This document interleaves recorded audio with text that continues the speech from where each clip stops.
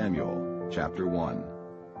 There was a certain man from Ramathaim, a Zuphite from the hill country of Ephraim, whose name was Elkanah, son of Jeroham, the son of Elihu, the son of Tohu, the son of Zuph, an Ephraimite. He had 2 wives. One was called Hannah, and the other Peninnah. Peninnah had children, but Hannah had none. Year after year this man went up from his town to worship and sacrifice to the Lord Almighty at Shiloh, where Hophni and Phinehas, the 2 sons of Eli, were priests of the Lord. Whenever the day came for Elkanah to sacrifice, he would give portions of the meat to his wife Peninnah, and to all her sons and daughters. But to Hannah he gave a double portion, because he loved her, and the Lord had closed her womb. And because the Lord had closed her womb, her rival kept provoking her in order to irritate her. This went on year after year. Whenever Hannah went up to the house of the Lord, her rival provoked her till she wept and would not eat. Elkanah, her husband, would say to her, "Hannah, why are you weeping? Why don't you eat? Why are you downhearted? Don't I mean more to you than 10 sons?" Once when they had finished eating and drinking in Shiloh, Hannah stood up. Now Eli the priest was sitting on a chair by the doorpost of the Lord's temple. In bitterness of soul, Hannah wept much and prayed to the Lord. And she made a vow, saying, O Lord Almighty, if you will only look upon your servant's misery and remember me, and not forget your servant, but give her a son, then I will give him to the Lord for all the days of his life, and no razor will ever be used on his head. As she kept on praying to the Lord, Eli observed her mouth. Hannah was praying in her heart, and her lips were moving, but her voice was not heard. Eli thought she was drunk, and said to her, "How long will you keep on getting drunk? Get rid of your wine." Not so, my lord, Hannah replied. I am a woman who is deeply troubled. I have not been drinking wine or beer. I was pouring out my soul to the Lord. Do not take your servant for a wicked woman. I have been praying here out of my great anguish and grief. Eli answered, "Go in peace, and may the God of Israel grant you what you have asked of him."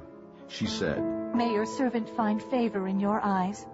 Then she went her way and ate something, and her face was no longer downcast. Early the next morning they arose and worshipped before the Lord, and then went back to their home at Ramah. Elkanah lay with Hannah his wife, and the Lord remembered her.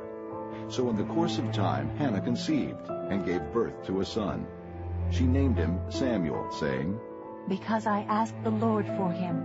When the man Elkanah went up with all his family to offer the annual sacrifice to the Lord and to fulfill his vow, Hannah did not go. She said to her husband, After the boy is weaned, I will take him and present him before the Lord, and he will live there always. Do what seems best to you. Elkanah, her husband, told her, Stay here until you have weaned him. Only may the Lord make good his word. So the woman stayed at home and nursed her son until she had weaned him. After he was weaned, she took the boy with her, young as he was, along with a 3-year-old bull, an ephah of flour, and a skin of wine, and brought him to the house of the Lord at Shiloh. When they had slaughtered the bull, they brought the boy to Eli, and she said to him, As surely as you live, my Lord, I am the woman who stood here beside you praying to the Lord. I prayed for this child, and the Lord has granted me what I asked of him. So now I give him to the Lord. For his whole life he will be given over to the Lord. And he worshipped the Lord there.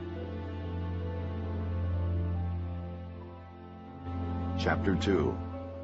Then Hannah prayed and said, My heart rejoices in the Lord. In the Lord my horn is lifted high. My mouth boasts over my enemies, for I delight in your deliverance. There is no one holy like the Lord. There is no one besides you. There is no rock like our God. Do not keep talking so proudly, or let your mouth speak such arrogance. For the Lord is a God who knows, and by him deeds are weighed. The bows of the warriors are broken, but those who stumbled are armed with strength. Those who were full hire themselves out for food, but those who were hungry hunger no more. She who was barren has borne 7 children, but she who has had many sons pines away. The Lord brings death and makes alive. He brings down to the grave and raises up. The Lord sends poverty and wealth. He humbles and he exalts. He raises the poor from the dust and lifts the needy from the ash heap. He seats them with princes and has them inherit a throne of honor. For the foundations of the earth are the Lord's. Upon them he has set the world. He will guard the feet of his saints, but the wicked will be silenced in darkness. It is not by strength that one prevails. Those who oppose the Lord will be shattered. He will thunder against them from heaven. The Lord will judge the ends of the earth. He will give strength to his king and exalt the horn of his anointed. Then Elkanah went home to Ramah, but the boy ministered before the Lord under Eli the priest. Eli's sons were wicked men. They had no regard for the Lord.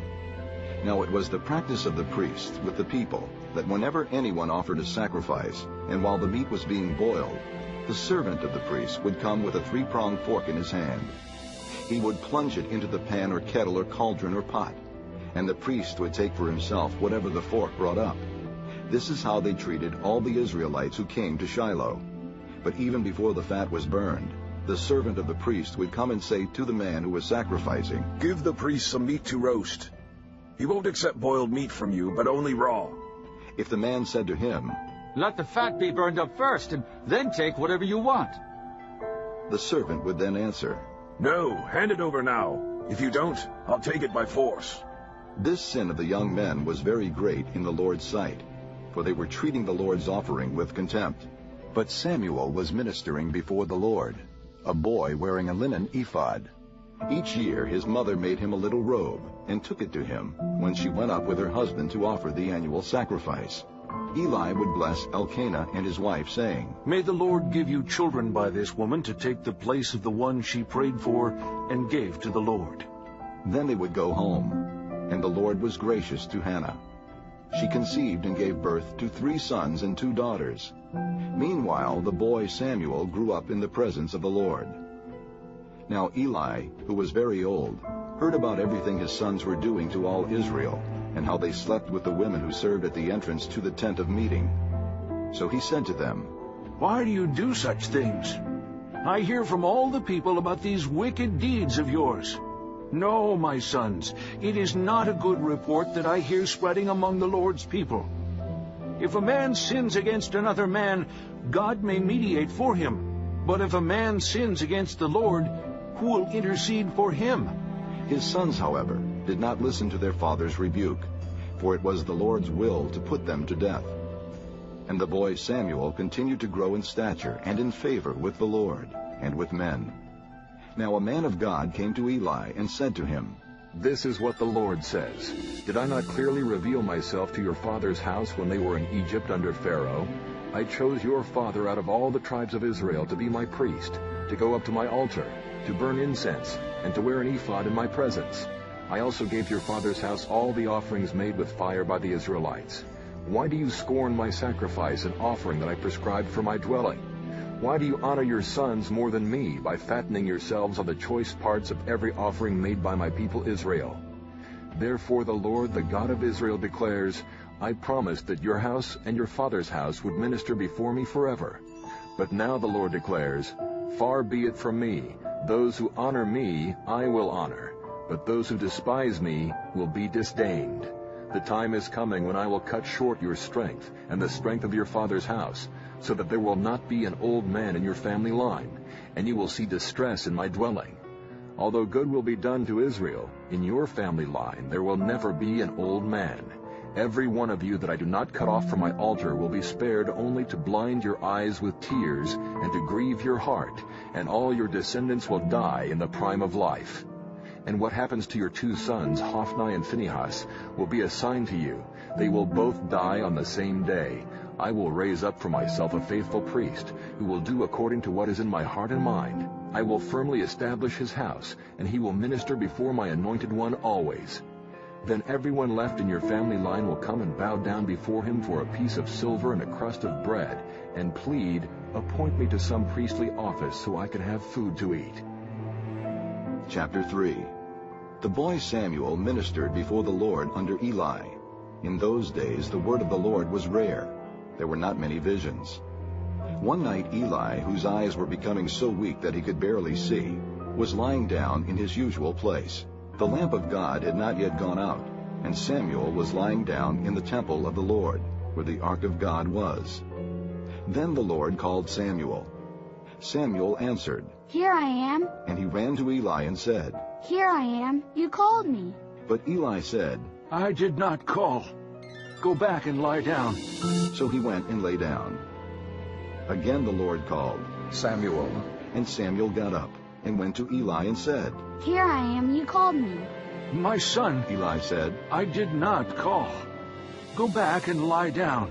Now Samuel did not yet know the Lord. The word of the Lord had not yet been revealed to him.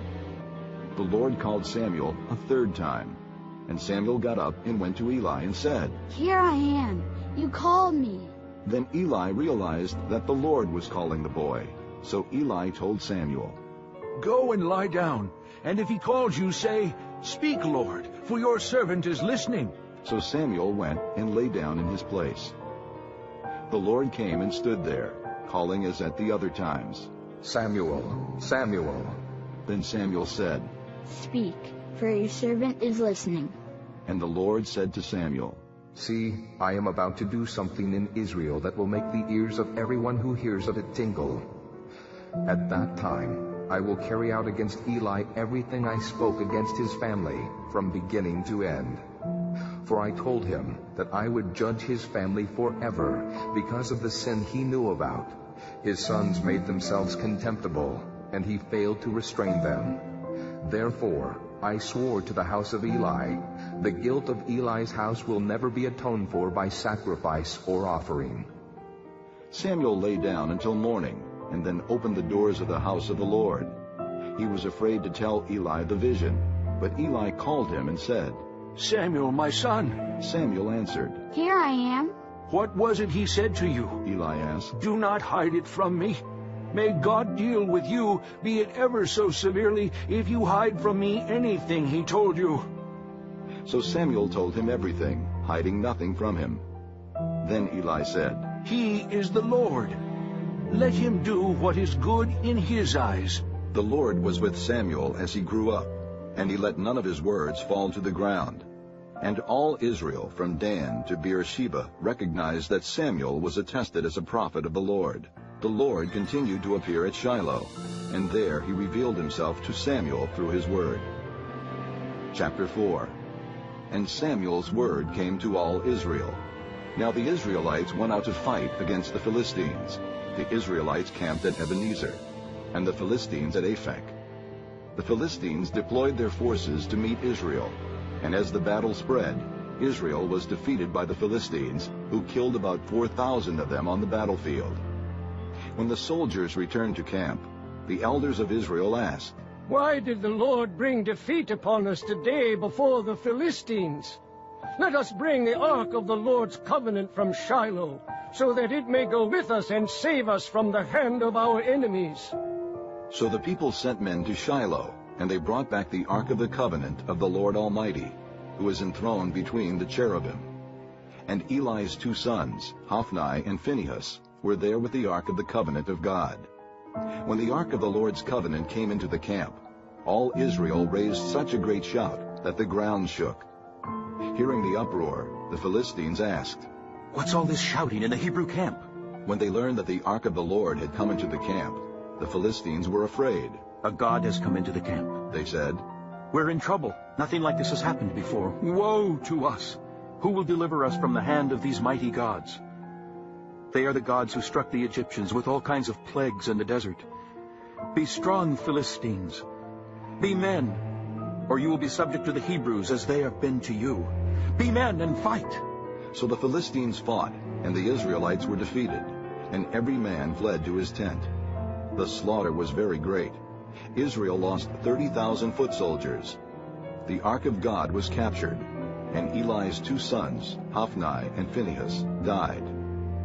That same day, a Benjamite ran from the battle line and went to Shiloh, his clothes torn and dust on his head. When he arrived, there was Eli sitting on his chair by the side of the road, watching, because his heart feared for the ark of God. When the man entered the town and told what had happened, the whole town sent up a cry. Eli heard the outcry and asked, "What is the meaning of this uproar?" The man hurried over to Eli, who was 98 years old and whose eyes were set so that he could not see. He told Eli, "I've just come from the battle line. I fled from it this very day." Eli asked, "What happened, my son?" The man who brought the news replied, "Israel fled before the Philistines, and the army has suffered heavy losses.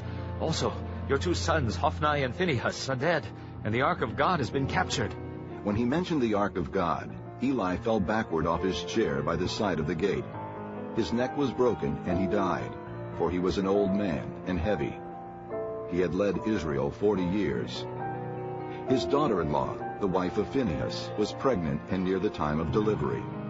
When she heard the news that the ark of God had been captured, and that her father-in-law and her husband were dead, she went into labor and gave birth, but was overcome by her labor pains.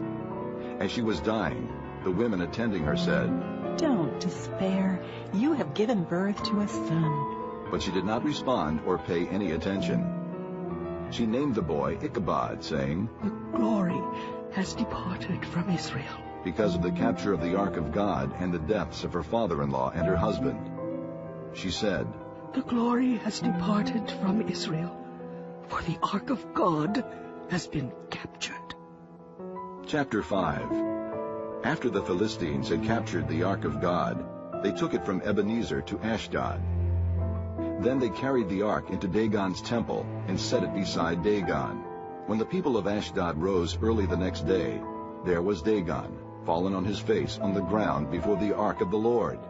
They took Dagon and put him back in his place. But the following morning, when they rose, there was Dagon, fallen on his face on the ground before the ark of the Lord. His head and hands had been broken off and were lying on the threshold. Only his body remained.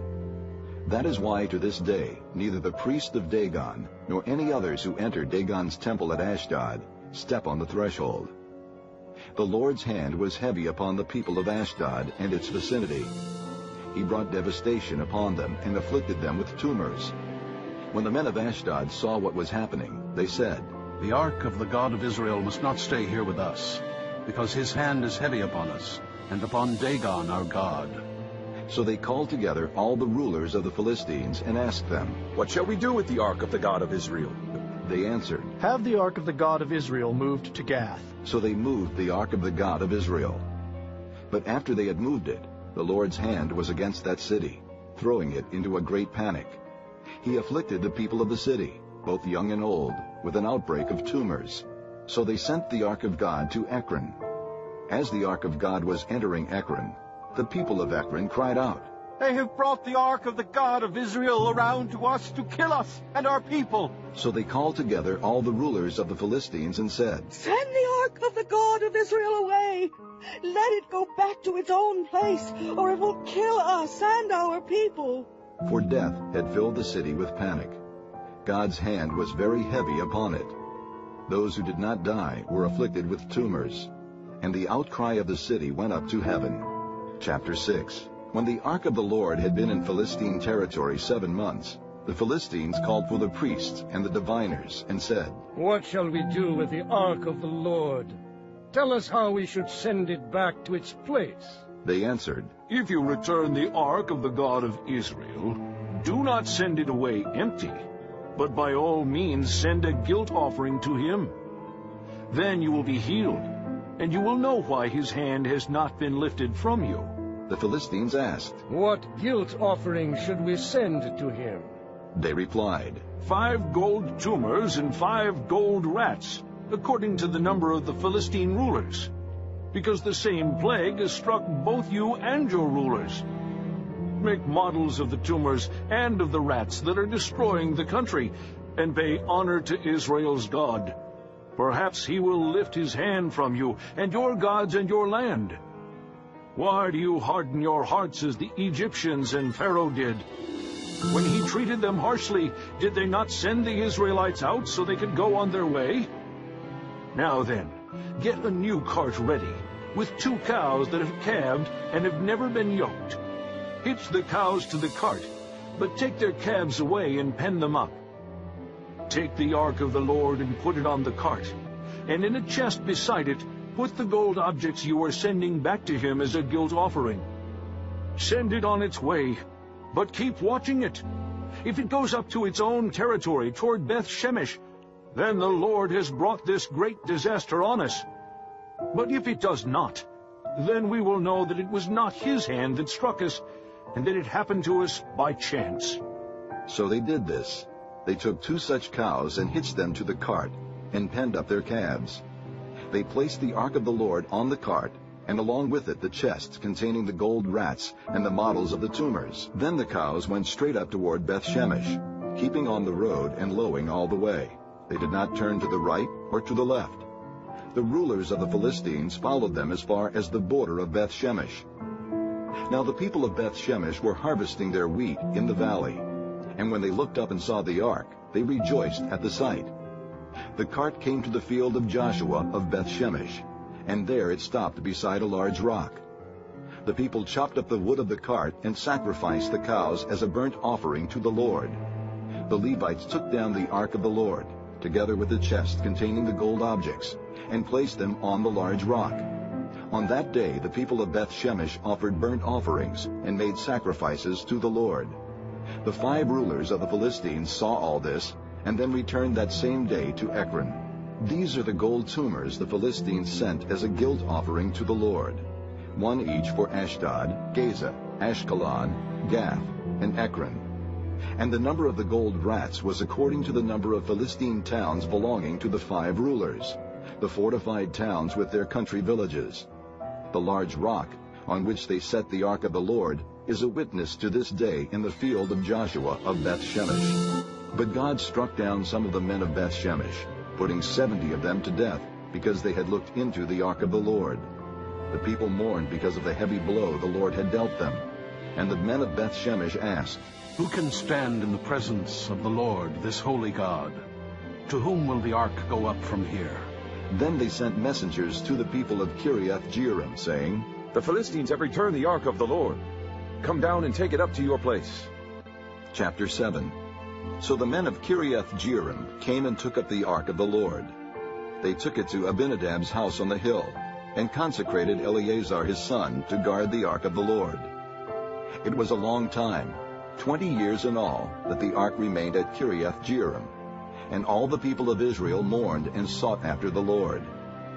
And Samuel said to the whole house of Israel, "If you are returning to the Lord with all your hearts, then rid yourselves of the foreign gods and the Ashtoreths, and commit yourselves to the Lord, and serve him only. And he will deliver you out of the hand of the Philistines." So the Israelites put away their Baals and Ashtoreths, and served the Lord only. Then Samuel said, "Assemble all Israel at Mizpah, and I will intercede with the Lord for you." When they had assembled at Mizpah, they drew water and poured it out before the Lord. On that day they fasted, and there they confessed, "We have sinned against the Lord." And Samuel was leader of Israel at Mizpah. When the Philistines heard that Israel had assembled at Mizpah, the rulers of the Philistines came up to attack them. And when the Israelites heard of it, they were afraid because of the Philistines. They said to Samuel, "Do not stop crying out to the Lord our God for us, that he may rescue us from the hand of the Philistines." Then Samuel took a suckling lamb and offered it up as a whole burnt offering to the Lord. He cried out to the Lord on Israel's behalf, and the Lord answered him. While Samuel was sacrificing the burnt offering, the Philistines drew near to engage Israel in battle. But that day the Lord thundered with loud thunder against the Philistines, and threw them into such a panic that they were routed before the Israelites. The men of Israel rushed out of Mizpah and pursued the Philistines, slaughtering them along the way to a point below Beth-Kar. Then Samuel took a stone and set it up between Mizpah and Shen. He named it Ebenezer, saying, "Thus far has the Lord helped us." So the Philistines were subdued and did not invade Israelite territory again. Throughout Samuel's lifetime, the hand of the Lord was against the Philistines. The towns from Ekron to Gath that the Philistines had captured from Israel were restored to her, and Israel delivered the neighboring territory from the power of the Philistines. And there was peace between Israel and the Amorites. Samuel continued as judge over Israel all the days of his life. From year to year, he went on a circuit from Bethel to Gilgal to Mizpah, judging Israel in all those places. But he always went back to Ramah, where his home was, and there he also judged Israel. And he built an altar there to the Lord. Chapter 8. When Samuel grew old, he appointed his sons as judges for Israel. The name of his firstborn was Joel, and the name of his second was Abijah, and they served at Beersheba. But his sons did not walk in his ways. They turned aside after dishonest gain, and accepted bribes and perverted justice. So all the elders of Israel gathered together and came to Samuel at Ramah. They said to him, "You are old, and your sons do not walk in your ways.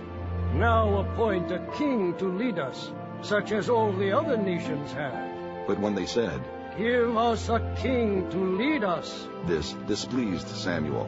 So he prayed to the Lord. And the Lord told him, "Listen to all that the people are saying to you. It is not you they have rejected, but they have rejected me as their king, as they have done from the day I brought them up out of Egypt until this day, forsaking me and serving other gods, so they are doing to you. Now listen to them, but warn them solemnly, and let them know what the king who will reign over them will do." Samuel told all the words of the Lord to the people who were asking him for a king. He said, "This is what the king who will reign over you will do. He will take your sons and make them serve with his chariots and horses, and they will run in front of his chariots. Some he will assign to be commanders of thousands, and commanders of 50s, and others to plow his ground and reap his harvest, and still others to make weapons of war and equipment for his chariots. He will take your daughters to be perfumers and cooks and bakers. He will take the best of your fields and vineyards and olive groves and give them to his attendants. He will take 1/10 of your grain and of your vintage and give it to his officials and attendants. Your men servants and maidservants and the best of your cattle and donkeys he will take for his own use. He will take 1/10 of your flocks, and you yourselves will become his slaves.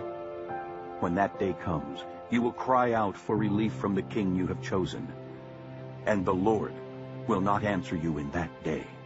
But the people refused to listen to Samuel. "No," they said, "we want a king over us. Then we will be like all the other nations, with a king to lead us and to go out before us and fight our battles." When Samuel heard all that the people said, he repeated it before the Lord. The Lord answered, "Listen to them, and give them a king." Then Samuel said to the men of Israel, "Everyone go back to his town."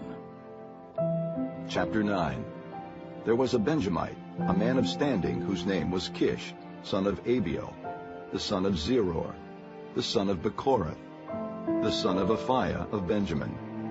He had a son named Saul, an impressive young man without equal among the Israelites, a head taller than any of the others. Now the donkeys belonging to Saul's father Kish were lost, and Kish said to his son Saul, "Take one of the servants with you, and go and look for the donkeys." So he passed through the hill country of Ephraim, and through the area around Shalisha, but they did not find them. They went on into the district of Shaalim, but the donkeys were not there. Then he passed through the territory of Benjamin, but they did not find them. When they reached the district of Zoph, Saul said to the servant who was with him, "Come, let's go back, or my father will stop thinking about the donkeys and start worrying about us." But the servant replied, "Look, in this town there is a man of God. He is highly respected, and everything he says comes true. Let's go there now. Perhaps he will tell us what way to take." Saul said to his servant, "If we go, what can we give the man? The food in our sacks is gone. We have no gift to take to the man of God. What do we have?" The servant answered him again. "Look," he said, "I have 1/4 of a shekel of silver. I will give it to the man of God, so that he will tell us what way to take." Formerly in Israel, if a man went to inquire of God, he would say, "Come, let us go to the seer," because the prophet of today used to be called a seer. "Good," Saul said to his servant. "Come, let's go." So they set out for the town where the man of God was. As they were going up the hill to the town, they met some girls coming out to draw water, and they asked them, "Is the seer here?" "He is," they answered. "He's ahead of you. Hurry now. He has just come to our town today, for the people have a sacrifice at the high place. As soon as you enter the town, you will find him before he goes up to the high place to eat. The people will not begin eating until he comes, because he must bless the sacrifice. Afterward, those who are invited will eat. Go up now. You should find him about this time. They went up to the town, and as they were entering it, there was Samuel, coming toward them on his way up to the high place. Now the day before Saul came, the Lord had revealed this to Samuel. About this time tomorrow, I will send you a man from the land of Benjamin. Anoint him leader over my people Israel. He will deliver my people from the hand of the Philistines. I have looked upon my people, for their cry has reached me. When Samuel caught sight of Saul, the Lord said to him, This is the man I spoke to you about. He will govern my people. Saul approached Samuel in the gateway and asked, Would you please tell me where the seer's house is? I am the seer, Samuel replied. Go up ahead of me to the high place, for today you are to eat with me. And in the morning I will let you go and will tell you all that is in your heart. As for the donkeys you lost 3 days ago, do not worry about them. They have been found. And to whom is all the desire of Israel turned? If not to you and all your father's family. Saul answered, But am I not a Benjamite from the smallest tribe of Israel? And is not my clan the least of all the clans of the tribe of Benjamin? Why do you say such a thing to me? Then Samuel brought Saul and his servant into the hall and seated them at the head of those who were invited, about 30 in number. Samuel said to the cook, Bring the piece of meat I gave you, the one I told you to lay aside. So the cook took up the leg with what was on it and set it in front of Saul. Samuel said, Here is what has been kept for you. Eat, because it was set aside for you for this occasion, from the time I said, I have invited guests. And Saul dined with Samuel that day. After they came down from the high place to the town, Samuel talked with Saul on the roof of his house. They rose about daybreak, and Samuel called to Saul on the roof, Get ready, and I will send you on your way. When Saul got ready, he and Samuel went outside together. As they were going down to the edge of the town, Samuel said to Saul, Tell the servant to go on ahead of us. And the servant did so. But you stay here a while, so that I may give you a message from God. Chapter 10. Then Samuel took a flask of oil and poured it on Saul's head and kissed him, saying, Has not the Lord anointed you leader over his inheritance? When you leave me today, you will meet 2 men near Rachel's tomb at Zelzah, on the border of Benjamin. They will say to you, The donkeys you set out to look for have been found, and now your father has stopped thinking about them and is worried about you. He is asking, What shall I do about my son? Then you will go on from there until you reach the great tree of Tabor. 3 men going up to God at Bethel will meet you there. One will be carrying 3 young goats, another 3 loaves of bread, and another a skin of wine. They will greet you and offer you 2 loaves of bread, which you will accept from them. After that you will go to Gibeah of God, where there is a Philistine outpost. As you approach the town, you will meet a procession of prophets coming down from the high place, with lyres, tambourines, flutes, and harps being played before them. And they will be prophesying. The Spirit of the Lord will come upon you in power, and you will prophesy with them, and you will be changed into a different person. Once these signs are fulfilled, do whatever your hand finds to do, for God is with you. Go down ahead of me to Gilgal. I will surely come down to you to sacrifice burnt offerings and fellowship offerings. But you must wait 7 days until I come to you and tell you what you are to do. As Saul turned to leave Samuel, God changed Saul's heart, and all these signs were fulfilled that day. When they arrived at Gibeah, a procession of prophets met him. The Spirit of God came upon him in power, and he joined in their prophesying. When all those who had formerly known him saw him prophesying with the prophets, they asked each other, What is this that has happened to the son of Kish? Is Saul also among the prophets?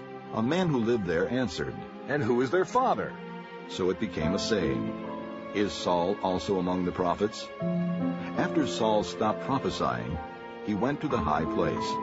Now Saul's uncle asked him and his servant, Where have you been? Looking for the donkeys, he said. But when we saw they were not to be found, we went to Samuel. Saul's uncle said, Tell me what Samuel said to you. Saul replied, He assured us that the donkeys had been found. But he did not tell his uncle what Samuel had said about the kingship.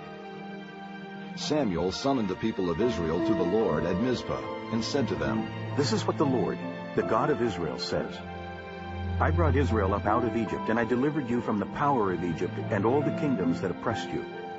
But you have now rejected your God who saves you out of all your calamities and distresses. And you have said, 'No, set a king over us.' So now present yourselves before the Lord by your tribes and clans." When Samuel brought all the tribes of Israel near, the tribe of Benjamin was chosen. Then he brought forward the tribe of Benjamin, clan by clan, and Matri's clan was chosen. Finally Saul, son of Kish, was chosen. But when they looked for him, he was not to be found. So they inquired further of the Lord. "Has the man come here yet?" And the Lord said, "Yes, he has hidden himself among the baggage." They ran and brought him up. And as he stood among the people, he was a head taller than any of the others. Samuel said to all the people, "Do you see the man the Lord has chosen? There is no one like him among all the people." Then the people shouted, "Long live the king!" Samuel explained to the people the regulations of the kingship. He wrote them down on a scroll and deposited it before the Lord. Then Samuel dismissed the people, each to his own home. Saul also went to his home in Gibeah, accompanied by valiant men whose hearts God had touched. But some troublemakers said, "How can this fellow save us?" They despised him and brought him no gifts. But Saul kept silent. Chapter 11. Nahash the Ammonite went up and besieged Jabesh-Gilead. And all the men of Jabesh said to him, "Make a treaty with us, and we will be subject to you." But Nahash the Ammonite replied, "I will make a treaty with you only on the condition that I gouge out the right eye of every one of you, and so bring disgrace on all Israel." The elders of Jabesh said to him, "Give us 7 days so we can send messengers throughout Israel. If no one comes to rescue us, we will surrender to you." When the messengers came to Gibeah of Saul and reported these terms to the people, they all wept aloud. Just then Saul was returning from the fields behind his oxen, and he asked, "What is wrong with the people? Why are they weeping?" Then they repeated to him what the men of Jabesh had said. When Saul heard their words, the Spirit of God came upon him in power, and he burned with anger. He took a pair of oxen, cut them into pieces, and sent the pieces by messengers throughout Israel, proclaiming, "This is what will be done to the oxen of anyone who does not follow Saul and Samuel." Then the terror of the Lord fell on the people, and they turned out as one man. When Saul mustered them at Bezek, the men of Israel numbered 300,000, and the men of Judah 30,000. They told the messengers who had come, "Say to the men of Jabesh-Gilead, by the time the sun is hot tomorrow, you will be delivered." When the messengers went and reported this to the men of Jabesh, they were elated. They said to the Ammonites, "Tomorrow we will surrender to you, and you can do to us whatever seems good to you." The next day, Saul separated his men into 3 divisions. During the last watch of the night, they broke into the camp of the Ammonites and slaughtered them until the heat of the day. Those who survived were scattered, so that no 2 of them were left together. The people then said to Samuel, "Who was it that asked, 'Shall Saul reign over us?' Bring these men to us, and we will put them to death." But Saul said, "No one shall be put to death today, for this day the Lord has rescued Israel." Then Samuel said to the people, "Come, let us go to Gilgal, and there reaffirm the kingship." So all the people went to Gilgal and confirmed Saul as king in the presence of the Lord. There they sacrificed fellowship offerings before the Lord, and Saul and all the Israelites held a great celebration. Chapter 12.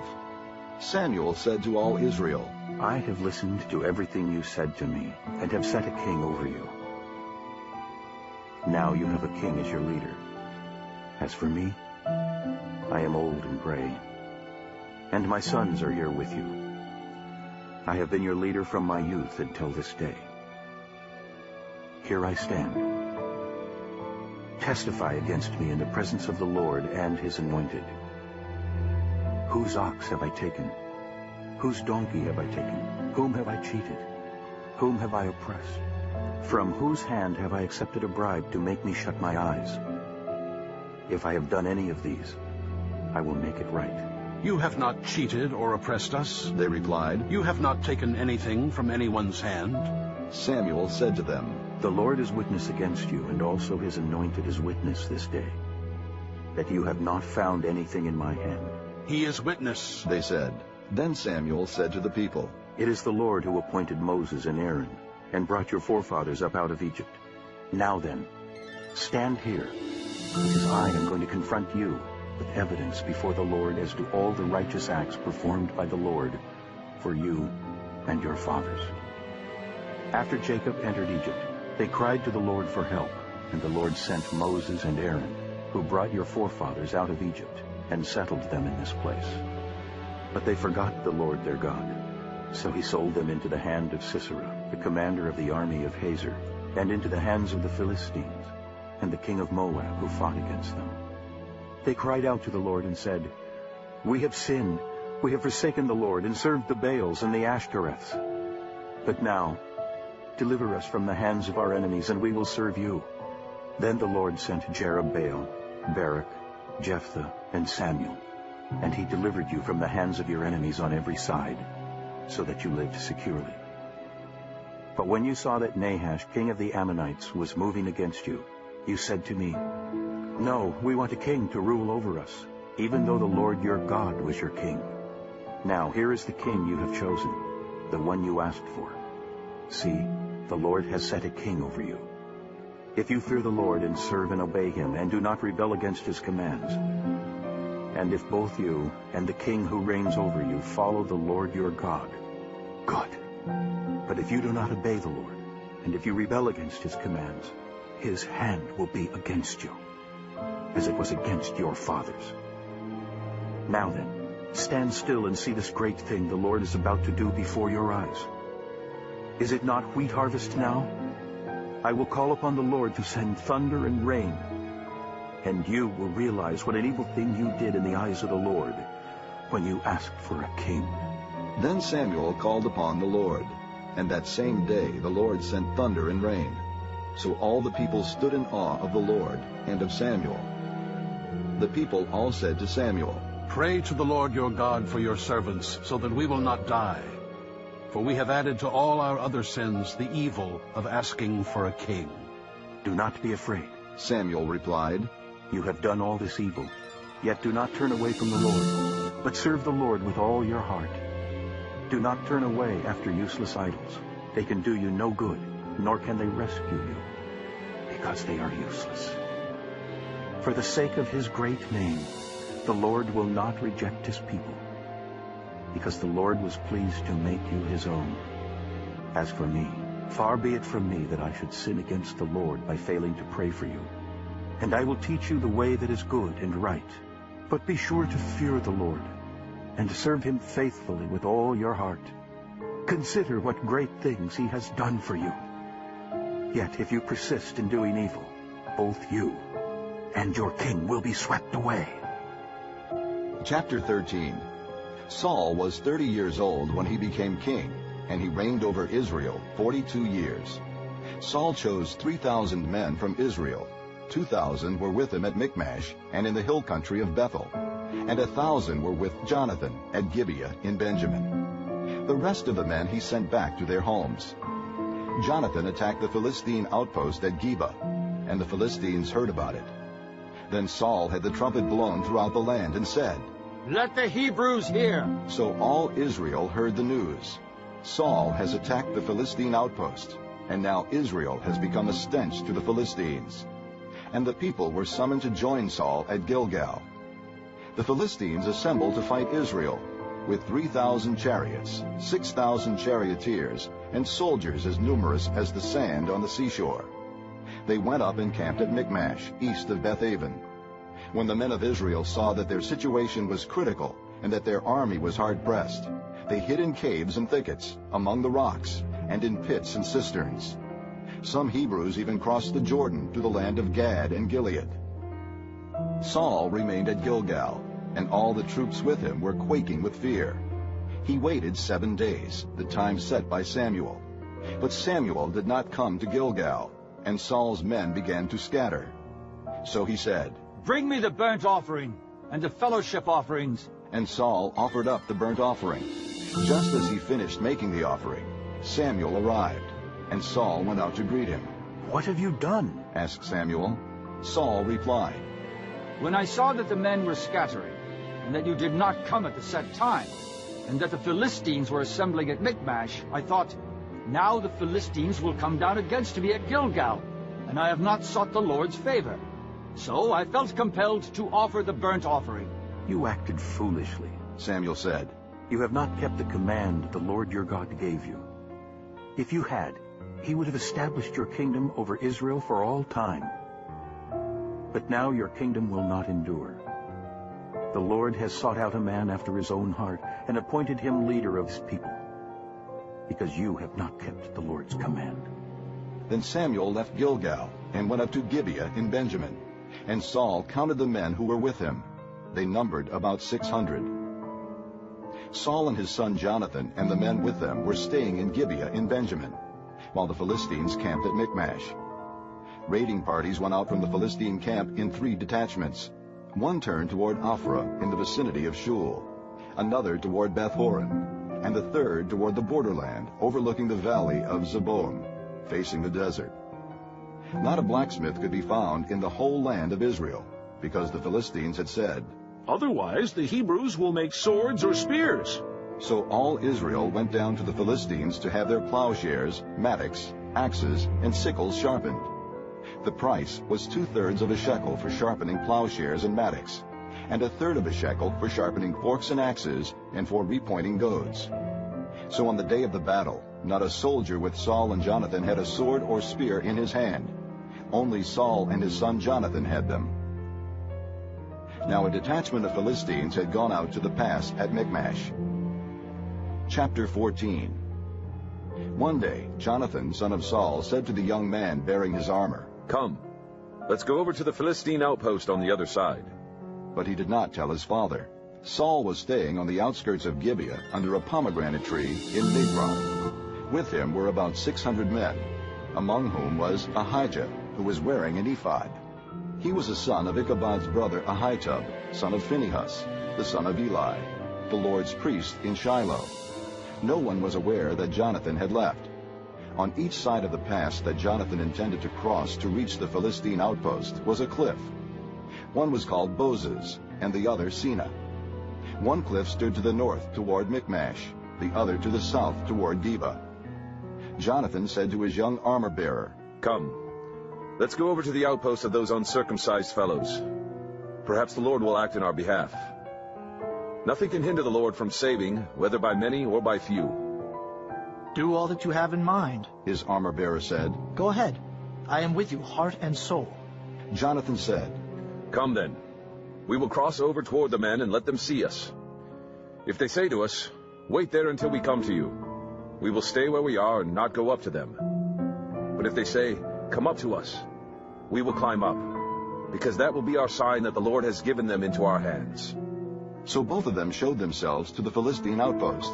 "Look," said the Philistines, "the Hebrews are crawling out of the holes they were hiding in." The men of the outpost shouted to Jonathan and his armor-bearer, "Come up to us, and we'll teach you a lesson." So Jonathan said to his armor-bearer, "Climb up after me. The Lord has given them into the hand of Israel." Jonathan climbed up, using his hands and feet, with his armor-bearer right behind him. The Philistines fell before Jonathan, and his armor-bearer followed and killed behind him.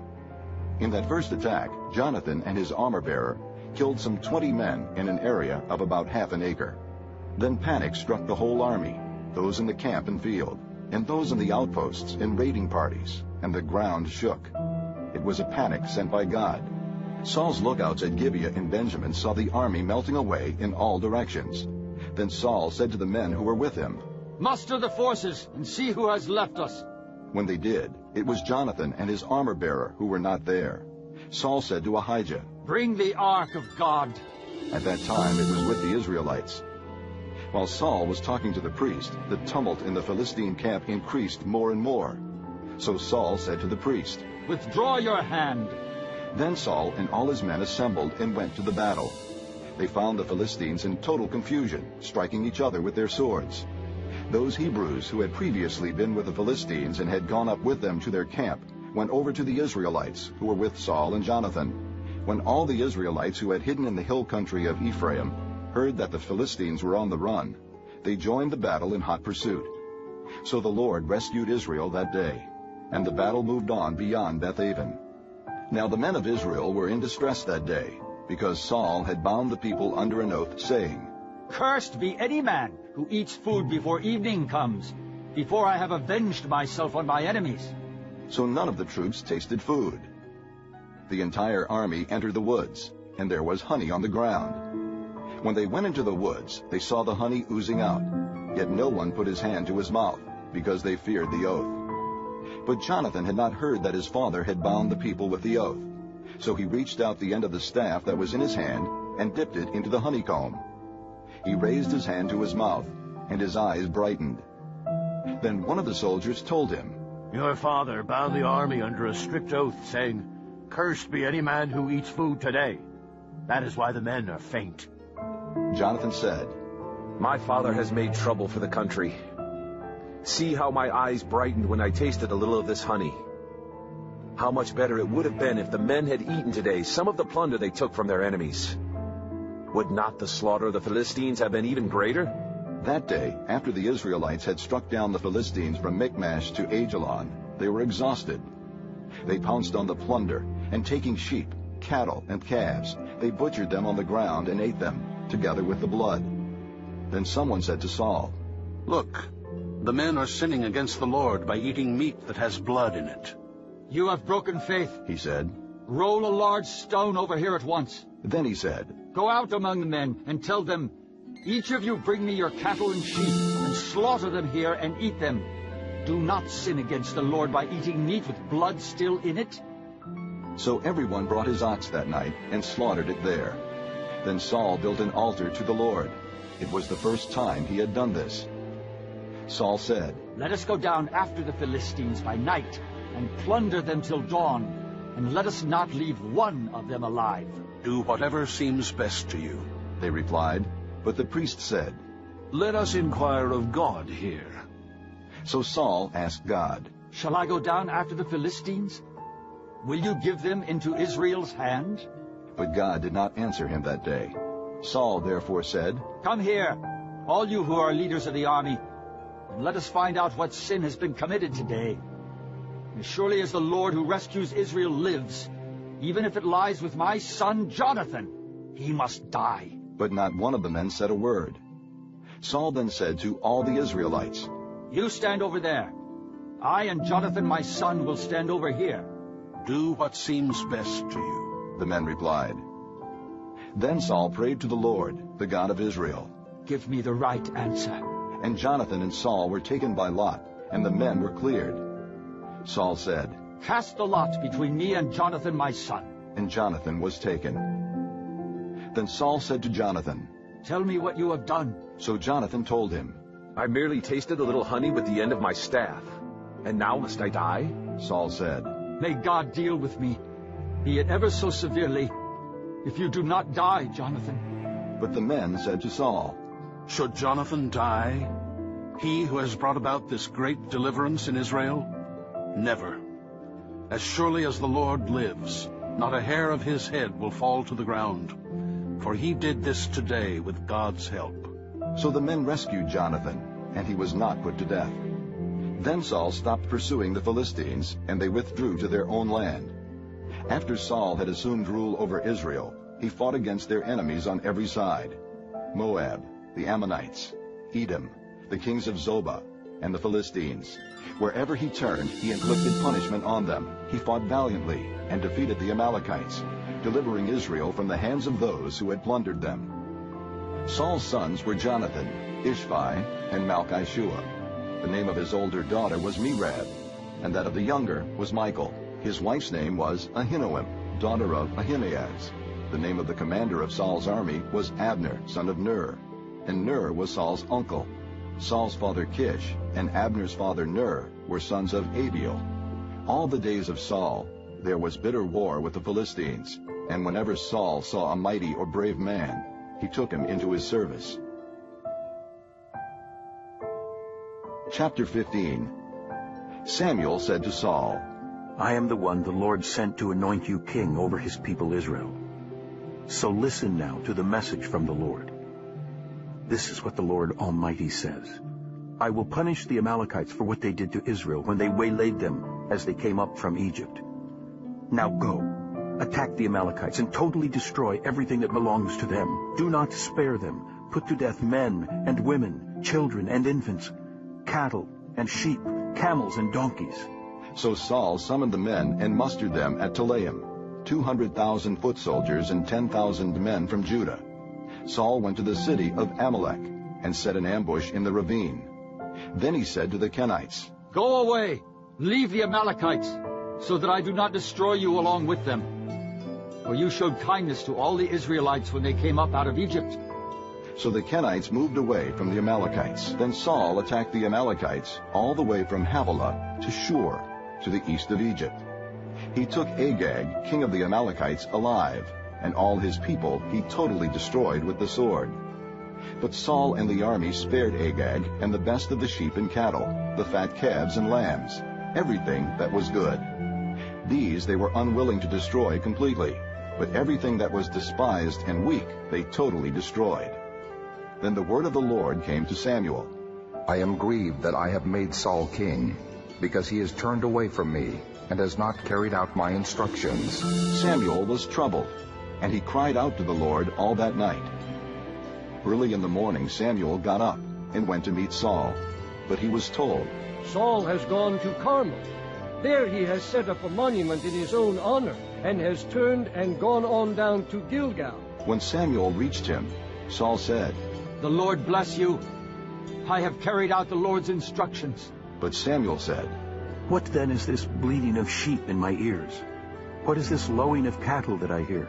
Saul answered, The soldiers brought them from the Amalekites. They spared the best of the sheep and cattle to sacrifice to the Lord your God, but we totally destroyed the rest. Stop, Samuel said to Saul. Let me tell you what the Lord said to me last night. Tell me, Saul replied. Samuel said, Although you were once small in your own eyes, did you not become the head of the tribes of Israel? The Lord anointed you king over Israel, and he sent you on a mission, saying, Go and completely destroy those wicked people, the Amalekites. Make war on them until you have wiped them out. Why did you not obey the Lord? Why did you pounce on the plunder and do evil in the eyes of the Lord? But I did obey the Lord, Saul said. I went on the mission the Lord assigned to me. I completely destroyed the Amalekites and brought back Agag, their king. The soldiers took sheep and cattle from the plunder, the best of what was devoted to God, in order to sacrifice them to the Lord your God at Gilgal. But Samuel replied, Does the Lord delight in burnt offerings and sacrifices as much as in obeying the voice of the Lord? To obey is better than sacrifice, and to heed is better than the fat of rams. For rebellion is like the sin of divination, and arrogance like the evil of idolatry. Because you have rejected the word of the Lord, he has rejected you as king. Then Saul said to Samuel, I have sinned. I violated the Lord's command and your instructions. I was afraid of the people, and so I gave in to them. Now I beg you, forgive my sin, and come back with me, so that I may worship the Lord. But Samuel said to him, I will not go back with you. You have rejected the word of the Lord, and the Lord has rejected you as king over Israel. As Samuel turned to leave, Saul caught hold of the hem of his robe, and it tore. Samuel said to him, The Lord has torn the kingdom of Israel from you today, and has given it to one of your neighbors, to one better than you.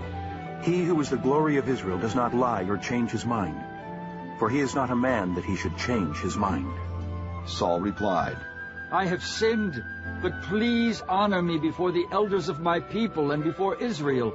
Come back with me, so that I may worship the Lord your God. So Samuel went back with Saul, and Saul worshipped the Lord. Then Samuel said, Bring me Agag, king of the Amalekites. Agag came to him confidently, thinking, Surely the bitterness of death is past. But Samuel said, As your sword has made women childless, so will your mother be childless among women. And Samuel put Agag to death before the Lord at Gilgal. Then Samuel left for Ramah, but Saul went up to his home in Gibeah of Saul. Until the day Samuel died, he did not go to see Saul again, though Samuel mourned for him. And the Lord was grieved that he had made Saul king over Israel. Chapter 16. The Lord said to Samuel, How long will you mourn for Saul, since I have rejected him as king over Israel? Fill your horn with oil, and be on your way. I am sending you to Jesse of Bethlehem. I have chosen one of his sons to be king. But Samuel said, How can I go? Saul will hear about it and kill me. The Lord said, Take a heifer with you and say, I have come to sacrifice to the Lord. Invite Jesse to the sacrifice, and I will show you what to do. You are to anoint for me the one I indicate. Samuel did what the Lord said. When he arrived at Bethlehem, the elders of the town trembled when they met him. They asked, Do you come in peace? Samuel replied, Yes, in peace. I have come to sacrifice to the Lord. Consecrate yourselves, and come to the sacrifice with me. Then he consecrated Jesse and his sons, and invited them to the sacrifice. When they arrived, Samuel saw Eliab, and thought, Surely the Lord's anointed stands here before the Lord. But the Lord said to Samuel, Do not consider his appearance or his height, for I have rejected him. The Lord does not look at the things man looks at. Man looks at the outward appearance, but the Lord looks at the heart. Then Jesse called Abinadab and had him pass in front of Samuel. But Samuel said, The Lord has not chosen this one either. Jesse then had Shammah pass by. But Samuel said, Nor has the Lord chosen this one. Jesse had 7 of his sons pass before Samuel. But Samuel said to him, The Lord has not chosen these. So he asked Jesse, Are these all the sons you have? There is still the youngest, Jesse answered, but he is tending the sheep. Samuel said, Send for him. We will not sit down until he arrives. So he sent and had him brought in. He was ruddy, with a fine appearance and handsome features. Then the Lord said, Rise and anoint him. He is the one. So Samuel took the horn of oil and anointed him in the presence of his brothers. And from that day on, the Spirit of the Lord came upon David in power. Samuel then went to Ramah. Now the Spirit of the Lord had departed from Saul, and an evil spirit from the Lord tormented him. Saul's attendants said to him, See, an evil spirit from God is tormenting you. Let our Lord command his servants here to search for someone who can play the harp. He will play when the evil spirit from God comes upon you, and you will feel better. So Saul said to his attendants, Find someone who plays well and bring him to me. One of the servants answered, I have seen a son of Jesse of Bethlehem who knows how to play the harp. He is a brave man and a warrior. He speaks well and is a fine-looking man, and the Lord is with him. Then Saul sent messengers to Jesse and said, Send me your son David, who is with the sheep. So Jesse took a donkey loaded with bread, a skin of wine, and a young goat, and sent them with his son David to Saul. David came to Saul and entered his service. Saul liked him very much, and David became one of his armor-bearers. Then Saul sent word to Jesse, saying, Allow David to remain in my service, for I am pleased with him. Whenever the Spirit from God came upon Saul, David would take his harp and play. Then relief would come to Saul. He would feel better, and the evil spirit would leave him. Chapter 17. Now the Philistines gathered their forces for war and assembled at Soko in Judah. They pitched camp at Ephes-dammim, between Soko and Azekah. Saul and the Israelites assembled and camped in the valley of Elah, and drew up their battle line to meet the Philistines. The Philistines occupied one hill, and the Israelites another, with the valley between them. A champion named Goliath, who was from Gath, came out of the Philistine camp. He was over 9 feet tall. He had a bronze helmet on his head, and wore a coat of scale armor of bronze weighing 5,000 shekels. On his legs he wore bronze greaves, and a bronze javelin was slung on his back. His spear shaft was like a weaver's rod, and its iron point weighed 600 shekels. His shield bearer went ahead of him. Goliath stood and shouted to the ranks of Israel, Why do you come out and line up for battle? Am I not a Philistine? And are you not the servants of Saul? Choose a man and have him come down to me. If he is able to fight and kill me, we will become your subjects. But if I overcome him and kill him, you will become our subjects and serve us." Then the Philistine said, "This day I defy the ranks of Israel. Give me a man, and let us fight each other."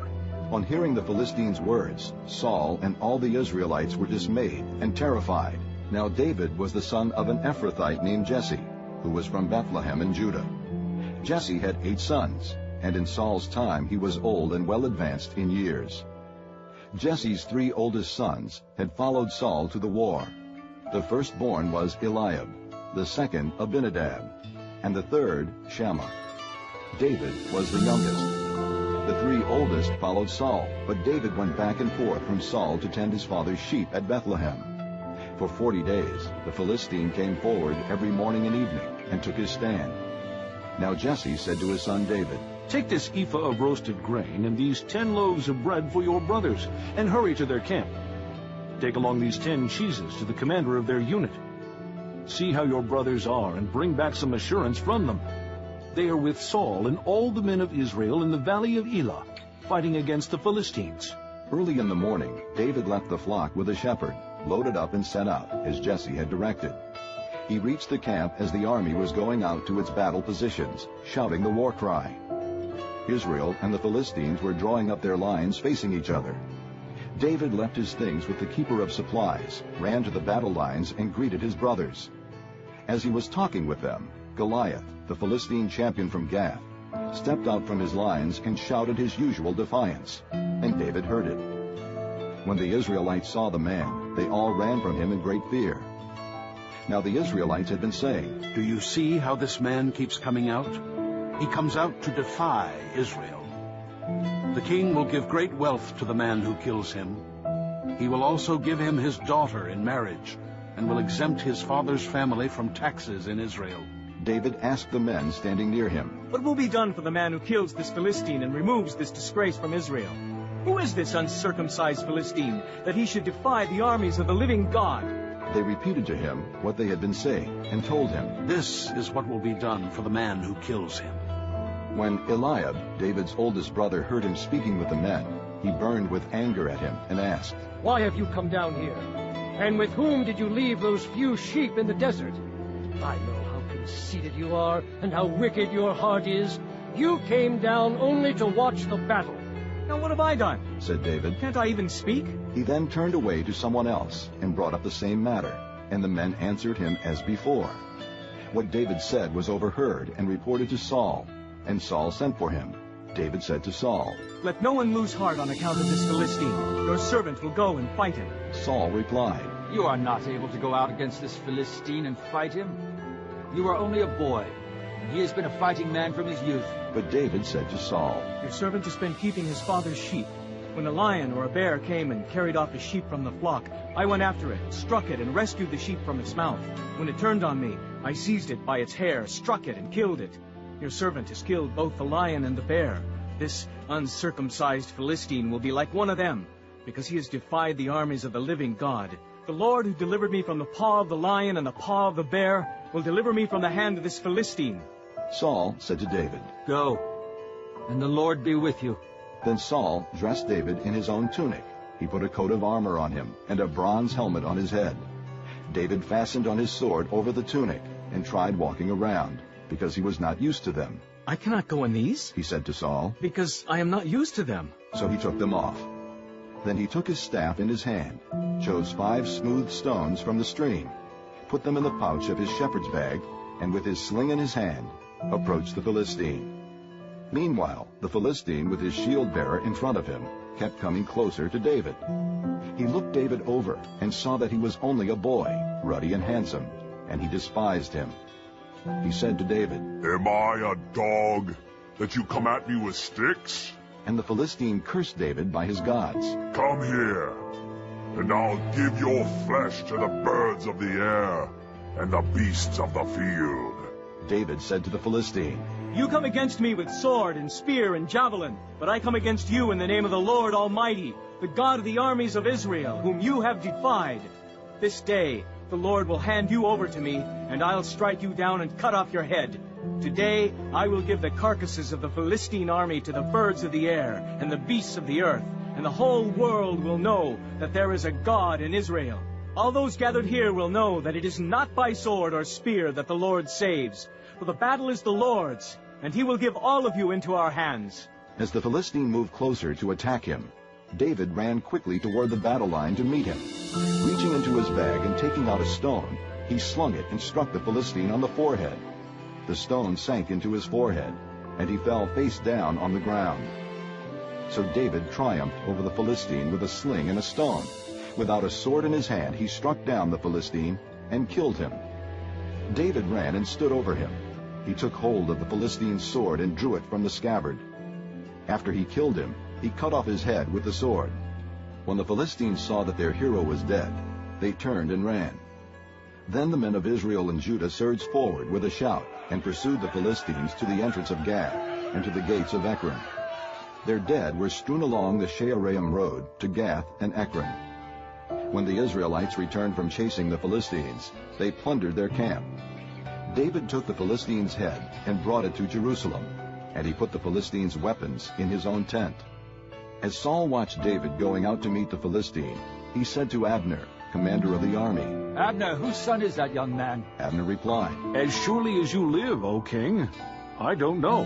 The king said, Find out whose son this young man is. As soon as David returned from killing the Philistine, Abner took him and brought him before Saul, with David still holding the Philistine's head. Whose son are you, young man? Saul asked him. David said, I am the son of your servant Jesse of Bethlehem.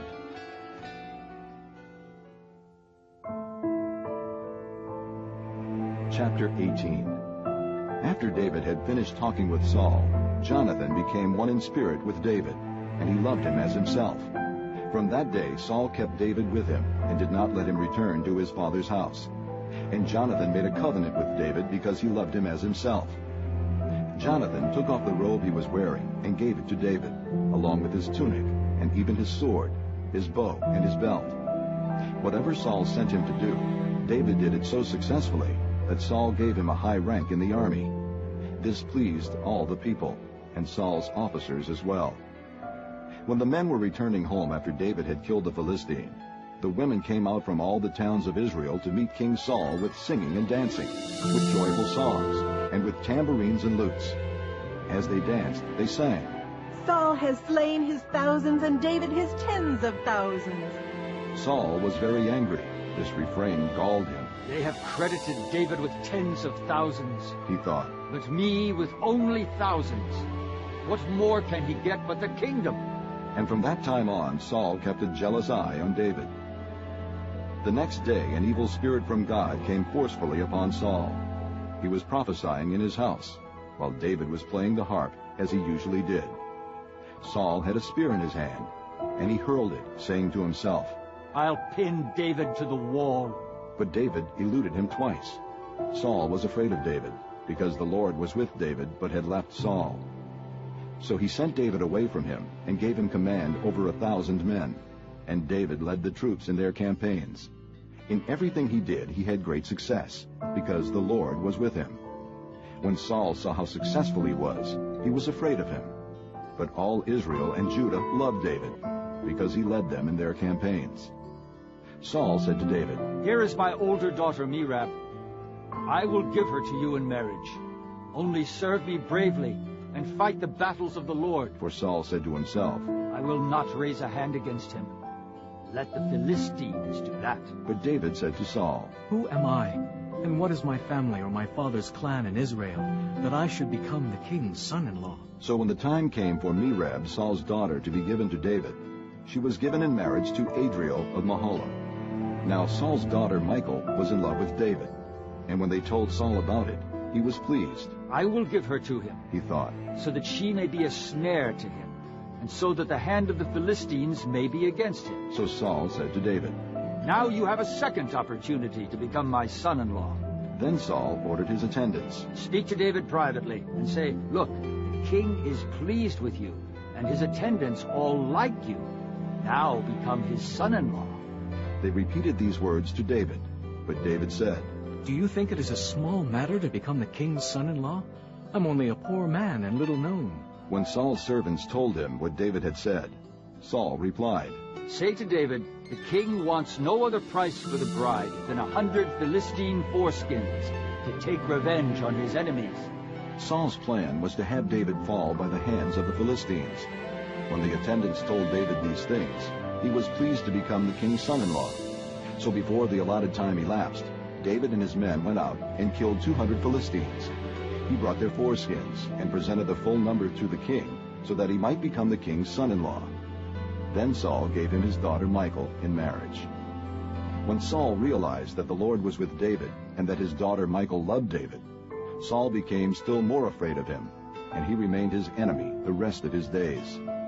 The Philistine commanders continued to go out to battle, and as often as they did, David met with more success than the rest of Saul's officers, and his name became well known. Chapter 19. Saul told his son Jonathan and all the attendants to kill David. But Jonathan was very fond of David and warned him, "My father Saul is looking for a chance to kill you. Be on your guard tomorrow morning. Go into hiding and stay there. I will go out and stand with my father in the field where you are. I'll speak to him about you and will tell you what I find out." Jonathan spoke well of David to Saul, his father, and said to him, "Let not the king do wrong to his servant David. He has not wronged you, and what he has done has benefited you greatly. He took his life in his hands when he killed the Philistine. The Lord won a great victory for all Israel, and you saw it and were glad. Why then would you do wrong to an innocent man like David by killing him for no reason?" Saul listened to Jonathan and took this oath, "As surely as the Lord lives, David will not be put to death." So Jonathan called David and told him the whole conversation. He brought him to Saul, and David was with Saul as before. Once more war broke out, and David went out and fought the Philistines. He struck them with such force that they fled before him.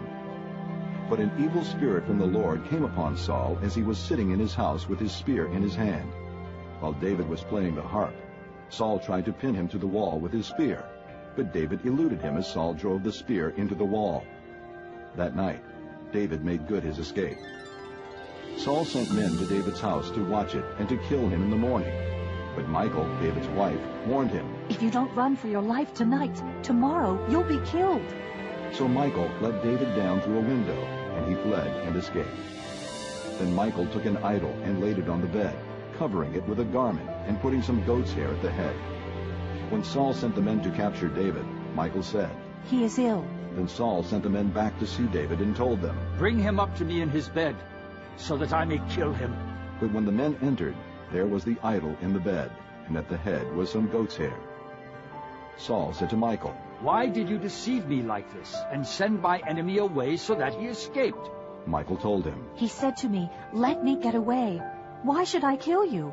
When David had fled and made his escape, he went to Samuel at Ramah and told him all that Saul had done to him. Then he and Samuel went to Naioth and stayed there. Word came to Saul, "David is in Naioth at Ramah." So he sent men to capture him. But when they saw a group of prophets prophesying, with Samuel standing there as their leader, the Spirit of God came upon Saul's men, and they also prophesied. Saul was told about it, and he sent more men, and they prophesied too. Saul sent men a third time, and they also prophesied. Finally, he himself left for Ramah and went to the great cistern at Seku, and he asked, "Where are Samuel and David?" "Over in Naioth at Ramah," they said.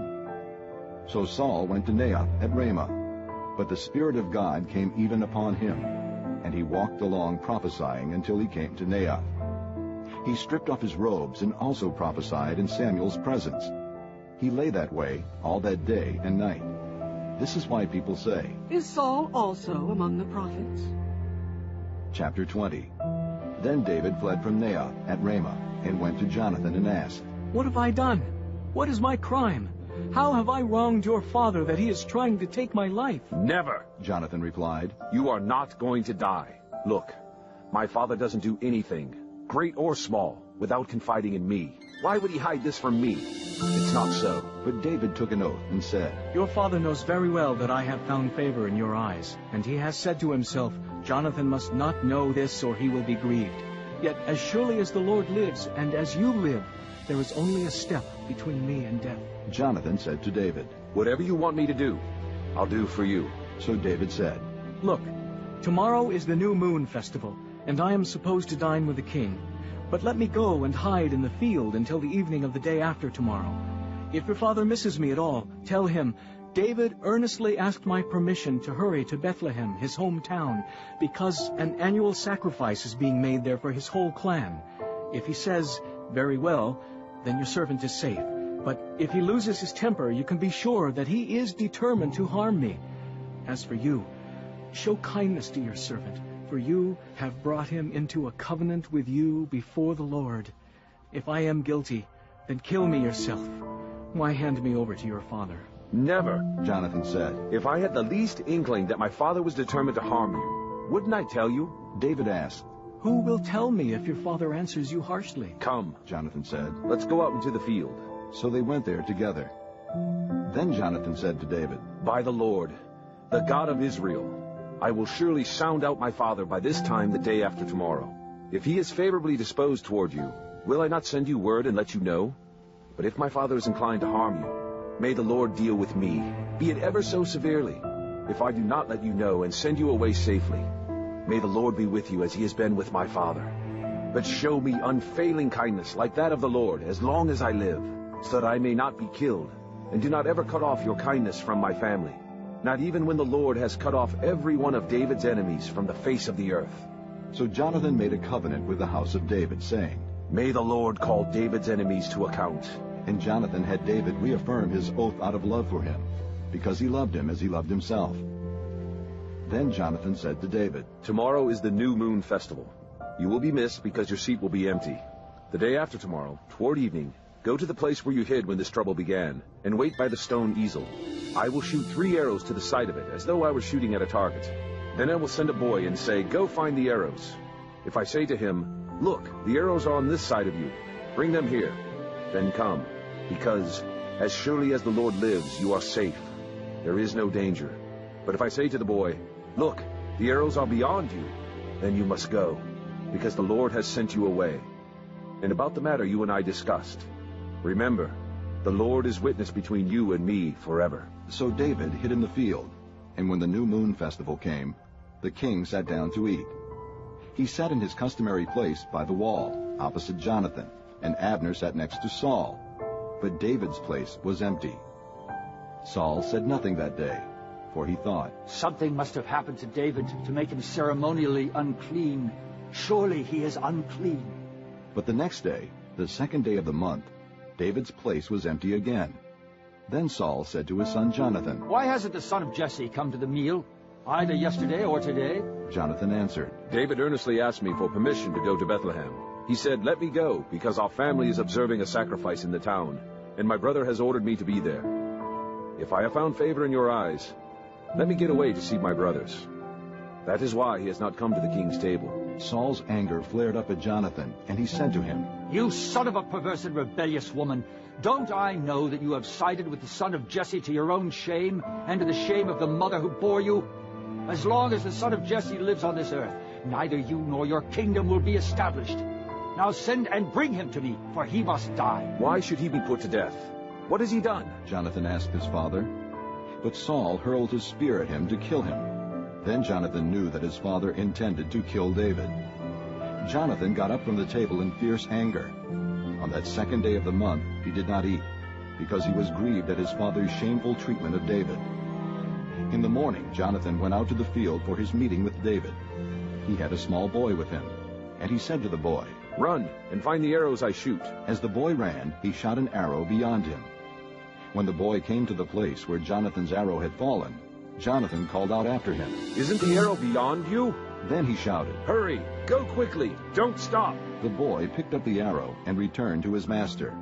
The boy knew nothing of all this, only Jonathan and David knew. Then Jonathan gave his weapons to the boy and said, "Go, carry them back to town." After the boy had gone, David got up from the south side of the stone and bowed down before Jonathan 3 times, with his face to the ground. Then they kissed each other and wept together, but David wept the most. Jonathan said to David, "Go in peace, for we have sworn friendship with each other in the name of the Lord. saying, "The Lord is witness between you and me, and between your descendants and my descendants forever." Then David left, and Jonathan went back to the town. Chapter 21. David went to Nob, to Ahimelech the priest. Ahimelech trembled when he met him and asked, "Why are you alone? Why is no one with you?" David answered Ahimelech the priest, "The king charged me with a certain matter and said to me, 'No one is to know anything about your mission and your instructions. As for my men, I have told them to meet me at a certain place. Now then, what do you have on hand? Give me 5 loaves of bread, or whatever you can find.' But the priest answered David, "I don't have any ordinary bread on hand. However, there is some consecrated bread here, provided the men have kept themselves from women." David replied, "Indeed, women have been kept from us, as usual whenever I set out. The men's things are holy, even on missions that are not holy.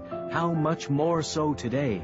So the priest gave him the consecrated bread, since there was no bread there except the bread of the presence that had been removed from before the Lord, and replaced by hot bread on the day it was taken away.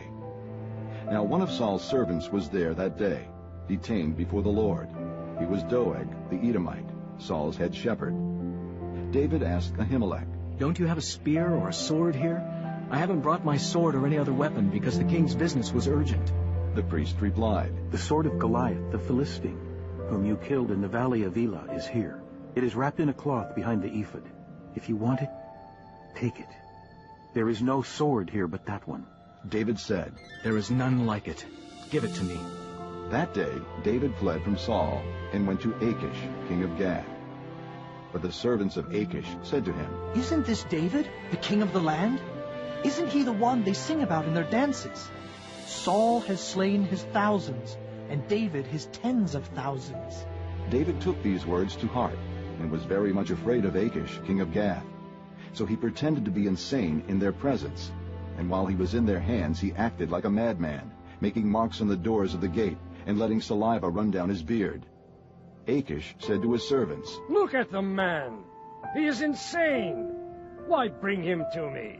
Am I so short of madmen that you have to bring this fellow here to carry on like this in front of me?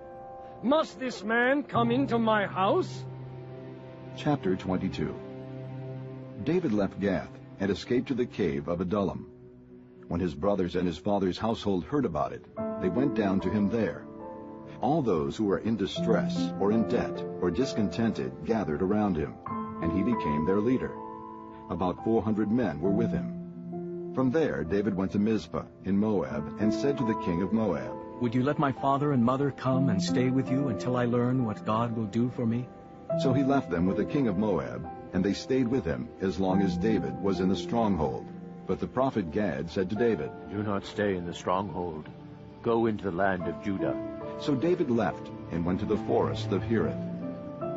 Now Saul heard that David and his men had been discovered, and Saul, spear in hand, was seated under the tamarisk tree on the hill at Gibeah, with all his officials standing around him. Saul said to them, "Listen, men of Benjamin.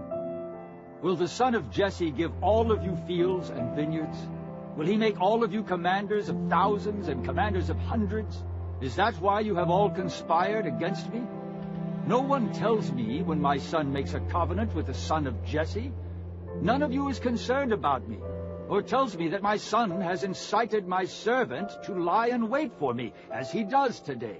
But Doeg, the Edomite, who was standing with Saul's officials, said, "I saw the son of Jesse come to Ahimelech, son of Ahitub, at Nob. Ahimelech inquired of the Lord for him. He also gave him provisions, and the sword of Goliath, the Philistine." Then the king sent for the priest Ahimelech, son of Ahitub, and his father's whole family, who were the priests at Nob, and they all came to the king. Saul said, "Listen now, son of Ahitub." "Yes, my lord," he answered. Saul said to him, "Why have you conspired against me? You and the son of Jesse, giving him bread and a sword, and inquiring of God for him, so that he has rebelled against me, and lies in wait for me, as he does today." Ahimelech answered the king, "Who of all your servants is as loyal as David, the king's son-in-law, captain of your bodyguard and highly respected in your household? Was that day the first time I inquired of God for him? Of course not. Let not the king accuse your servant or any of his father's family, for your servant knows nothing at all about this whole affair." But the king said, You will surely die, Ahimelech, you and your father's whole family. Then the king ordered the guards at his side. Turn and kill the priests of the Lord, because they too have sided with David. They knew he was fleeing, yet they did not tell me. But the king's officials were not willing to raise a hand to strike the priests of the Lord.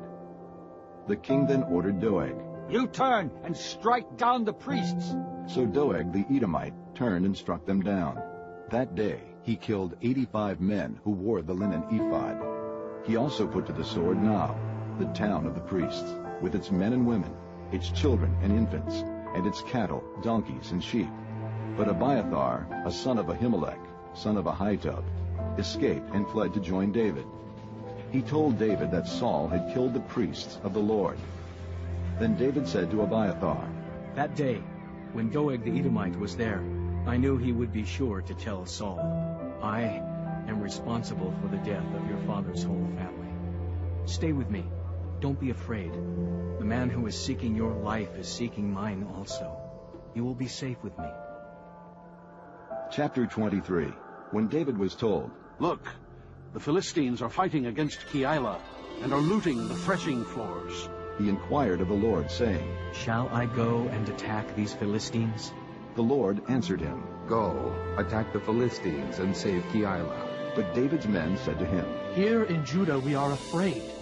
How much more, then, if we go to Keilah against the Philistine forces?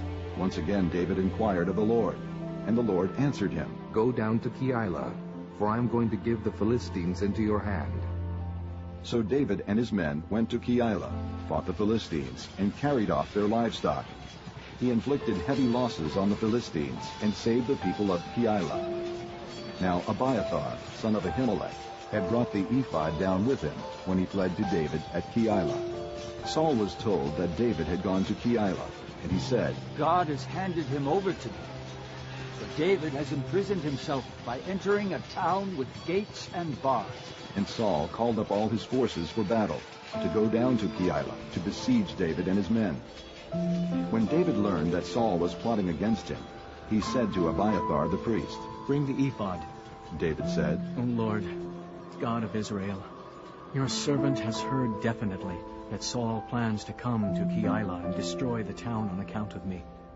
Will the citizens of Keilah surrender me to him? Will Saul come down as your servant has heard? O Lord, God of Israel, tell your servant. And the Lord said, He will. Again David asked, Will the citizens of Keilah surrender me and my men to Saul? And the Lord said, They will. So David and his men, about 600 in number, left Keilah and kept moving from place to place. When Saul was told that David had escaped from Keilah, he did not go there. David stayed in the desert strongholds and in the hills of the desert of Ziph. Day after day Saul searched for him, but God did not give David into his hands.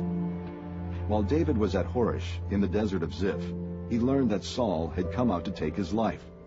And Saul's son Jonathan went to David at Horish and helped him find strength in God. Don't be afraid, he said. My father Saul will not lay a hand on you. You will be king over Israel, and I will be second to you. Even my father Saul knows this.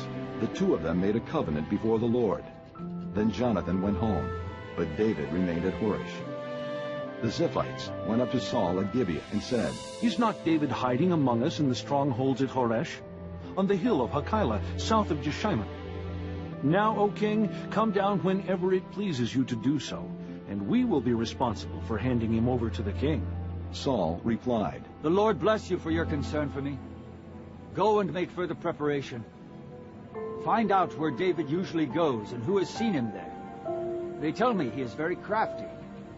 Find out about all the hiding places he uses and come back to me with definite information. Then I will go with you. If he is in the area, I will track him down among all the clans of Judah. So they set out and went to Ziph ahead of Saul. Now David and his men were in the desert of Maon, in the Arabah south of Jeshimon. Saul and his men began the search, and when David was told about it, he went down to the rock and stayed in the desert of Maon. When Saul heard this, he went into the desert of Maon in pursuit of David. Saul was going along one side of the mountain, and David and his men were on the other side, hurrying to get away from Saul. As Saul and his forces were closing in on David and his men to capture them, a messenger came to Saul saying, "Come quickly! The Philistines are raiding the land." Then Saul broke off his pursuit of David and went to meet the Philistines. That is why they call this place Selah Amalekah. And David went up from there and lived in the strongholds of En-Gedi. Chapter 24. After Saul returned from pursuing the Philistines, he was told, "David is in the desert of En-Gedi." So Saul took 3,000 chosen men from all Israel and set out to look for David and his men near the crags of the wild goats. He came to the sheep pens along the way. A cave was there, and Saul went in to relieve himself. David and his men were far back in the cave. The men said, "This is the day the Lord spoke of when he said to you, 'I will give your enemy into your hands for you to deal with as you wish.'" Then David crept up unnoticed and cut off a corner of Saul's robe. Afterward, David was conscience-stricken for having cut off a corner of his robe. He said to his men, "The Lord forbid that I should do such a thing to my master, the Lord's anointed, or lift my hand against him, for he is the anointed of the Lord." With these words, David rebuked his men and did not allow them to attack Saul. And Saul left the cave and went his way. Then David went out of the cave and called out to Saul, "My lord the king." When Saul looked behind him, David bowed down and prostrated himself with his face to the ground. He said to Saul, "Why do you listen when men say David is bent on harming you? This day you have seen with your own eyes how the Lord delivered you into my hands in the cave. Some urged me to kill you, but I spared you. I said, I will not lift my hand against my master, because he is the Lord's anointed. See, my father, look at this piece of your robe in my hand. I cut off the corner of your robe, but did not kill you. Now understand and recognize that I am not guilty of wrongdoing or rebellion. I have not wronged you, but you are hunting me down to take my life. May the Lord judge between you and me, and may the Lord avenge the wrongs you have done to me, but my hand will not touch you. As the old saying goes, from evildoers come evil deeds, so my hand will not touch you. Against whom has the king of Israel come out? Whom are you pursuing? A dead dog? A flea? May the Lord be our judge and decide between us. May he consider my cause and uphold it. May he vindicate me by delivering me from your hand." When David finished saying this, Saul asked, "Is that your voice, David, my son?" And he wept aloud. "You are more righteous than I," he said. "You have treated me well, but I have treated you badly. You have just now told me of the good you did to me. The Lord delivered me into your hands, but you did not kill me. When a man finds his enemy, does he let him get away unharmed? May the Lord reward you well for the way you treated me today. I know that you will surely be king, and that the kingdom of Israel will be established in your hands. Now swear to me by the Lord that you will not cut off my descendants or wipe out my name from my father's family." So David gave his oath to Saul. Then Saul returned home, but David and his men went up to the stronghold. Chapter 25. Now Samuel died, and all Israel assembled and mourned for him, and they buried him at his home in Ramah. Then David moved down into the desert of Maon. A certain man in Maon, who had property there at Carmel, was very wealthy. He had 1,000 goats and 3,000 sheep, which he was shearing in Carmel. His name was Nabal, and his wife's name was Abigail. She was an intelligent and beautiful woman, but her husband, a Calebite, was surly and mean in his dealings. While David was in the desert, he heard that Nabal was shearing sheep. So he sent 10 young men and said to them, "Go up to Nabal at Carmel, and greet him in my name. Say to him, long life to you, good health to you and your household, and good health to all that is yours. Now, I hear that it is sheep shearing time. When your shepherds were with us, we did not mistreat them, and the whole time they were at Carmel, nothing of theirs was missing. Ask your own servants, and they will tell you. Therefore, be favorable toward my young men, since we come at a festive time. Please give your servants and your son David whatever you can find for them." When David's men arrived, they gave Nabal this message in David's name. Then they waited. Nabal answered David's servants, "Who is this David? Who is this son of Jesse? Many servants are breaking away from their masters these days. Why should I take my bread and water and the meat I have slaughtered for my shearers and give it to men coming from who knows where?" David's men turned around and went back. When they arrived, they reported every word. David said to his men, "Put on your swords." So they put on their swords, and David put on his. About 400 men went up with David, while 200 stayed with the supplies. One of the servants told Nabal's wife Abigail, "David sent messengers from the desert to give our master his greetings, but he hurled insults at them. Yet these men were very good to us. They did not mistreat us, and the whole time we were out in the fields near them, nothing was missing. Night and day, they were a wall around us all the time we were herding our sheep near them. Now think it over and see what you can do, because disaster is hanging over our master and his whole household. He is such a wicked man that no one can talk to him." Abigail lost no time. She took 200 loaves of bread, 2 skins of wine, 5 dressed sheep, 5 seahs of roasted grain, 100 cakes of raisins, and 200 cakes of pressed figs, and loaded them on donkeys. Then she told her servants, "Go on ahead. I'll follow you." But she did not tell her husband Nabal.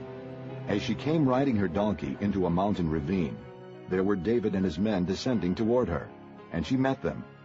David had just said, "It's been useless, all my watching over this fellow's property in the desert so that nothing of his was missing. He has paid me back evil for good.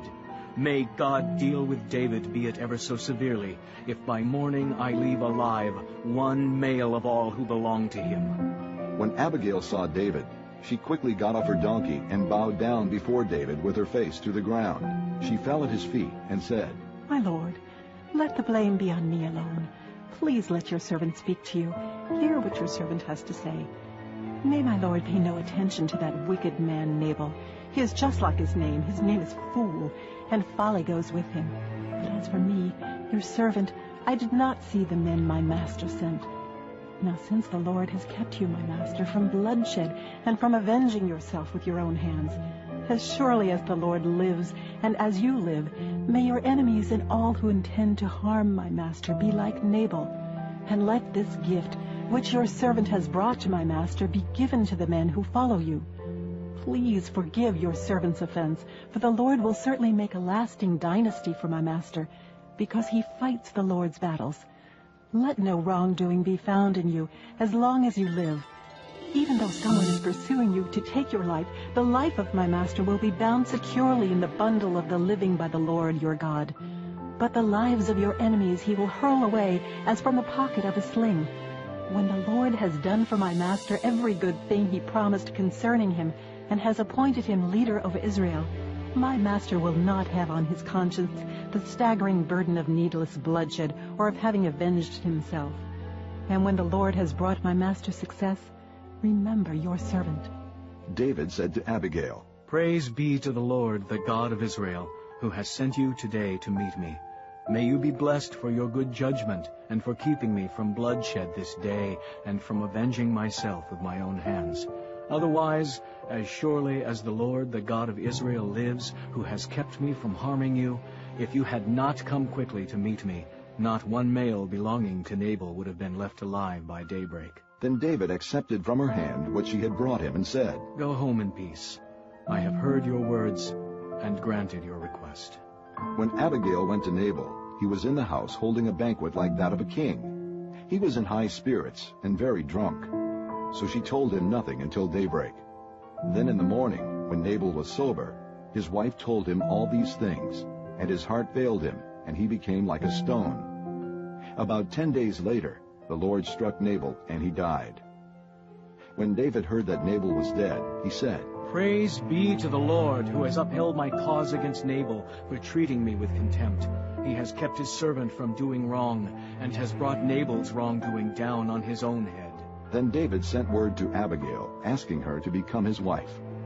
His servants went to Carmel and said to Abigail, "David has sent us to you to take you to become his wife." She bowed down with her face to the ground and said, "Here is your maidservant ready to serve you and wash the feet of my master's servants." Abigail quickly got on a donkey, and attended by her 5 maids, went with David's messengers and became his wife. David had also married Ahinoam of Jezreel, and they both were his wives. But Saul had given his daughter Michal, David's wife, to Paltiel, son of Laish, who was from Gallim. Chapter 26. The Ziphites went to Saul at Gibeah and said, "Is not David hiding on the hill of Hachilah, which faces Jeshimon?" So Saul went down to the desert of Ziph with his 3,000 chosen men of Israel to search there for David. Saul made his camp beside the road on the hill of Hachilah, facing Jeshimon, but David stayed in the desert. When he saw that Saul had followed him there, he sent out scouts and learned that Saul had definitely arrived. Then David set out and went to the place where Saul had camped. He saw where Saul and Abner, son of Ner, the commander of the army, had lain down. Saul was lying inside the camp, with the army encamped around him. David then asked Ahimelech the Hittite and Abishai, son of Zeruiah, Joab's brother. "Who will go down into the camp with me to Saul?" "I'll go with you," said Abishai. So David and Abishai went to the army by night, and there was Saul, lying asleep inside the camp with his spear stuck in the ground near his head. Abner and the soldiers were lying around him. Abishai said to David, "Today God has delivered your enemy into your hands. Now let me pin him to the ground with one thrust of my spear. I won't strike him twice." But David said to Abishai, "Don't destroy him. Who can lay a hand on the Lord's anointed and be guiltless? As surely as the Lord lives," he said, "the Lord himself will strike him. Either his time will come and he will die, or he will go into battle and perish. But the Lord forbid that I should lay a hand on the Lord's anointed. Now, get the spear and water jug that are near his head, and let's go." So David took the spear and water jug near Saul's head, and they left. No one saw or knew about it, nor did anyone wake up. They were all sleeping, because the Lord had put them into a deep sleep. Then David crossed over to the other side and stood on top of the hill some distance away. There was a wide space between them. He called out to the army and to Abner, son of Ner. "Aren't you going to answer me, Abner?" Abner replied, "Who are you who calls to the king?" David said, "You're a man, aren't you? And who is like you in Israel? Why didn't you guard your lord the king? Someone came to destroy your lord the king. What you have done is not good. As surely as the Lord lives, you and your men deserve to die, because you did not guard your master, the Lord's anointed. Look around you. Where are the king's spear and water jug that were near his head?" Saul recognized David's voice and said, "Is that your voice, David, my son?" David replied, "Yes, it is, my lord the king." And he added, "Why is my lord pursuing his servant? What have I done? And what wrong am I guilty of? Now let my lord the king listen to his servant's words. If the Lord has incited you against me, then may he accept an offering. If, however, men have done it, may they be cursed before the Lord. They have now driven me from my share in the Lord's inheritance and have said, 'Go, serve other gods.' Now do not let my blood fall to the ground far from the presence of the Lord. The king of Israel has come out to look for a flea, as one hunts a partridge in the mountains." Then Saul said, "I have sinned. Come back, David, my son.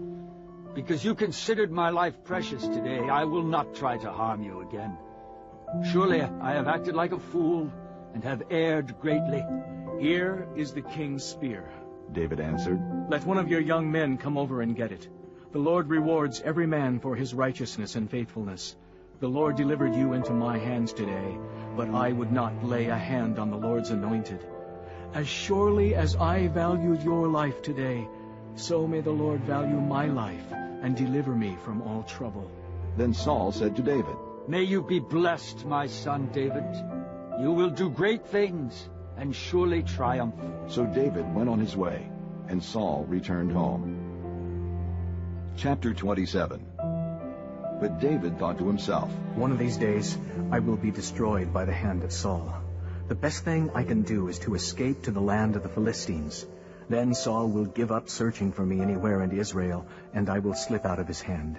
So David and the 600 men with him left and went over to Achish, son of Maoch, king of Gath. David and his men settled in Gath with Achish. Each man had his family with him, and David had his 2 wives, Ahinoam of Jezreel and Abigail of Carmel, the widow of Nabal. When Saul was told that David had fled to Gath, he no longer searched for him. Then David said to Achish, "If I have found favor in your eyes, let a place be assigned to me in one of the country towns, that I may live there. Why should your servant live in the royal city with you?" So on that day Achish gave him Ziklag, and it has belonged to the kings of Judah ever since. David lived in Philistine territory 1 year and 4 months.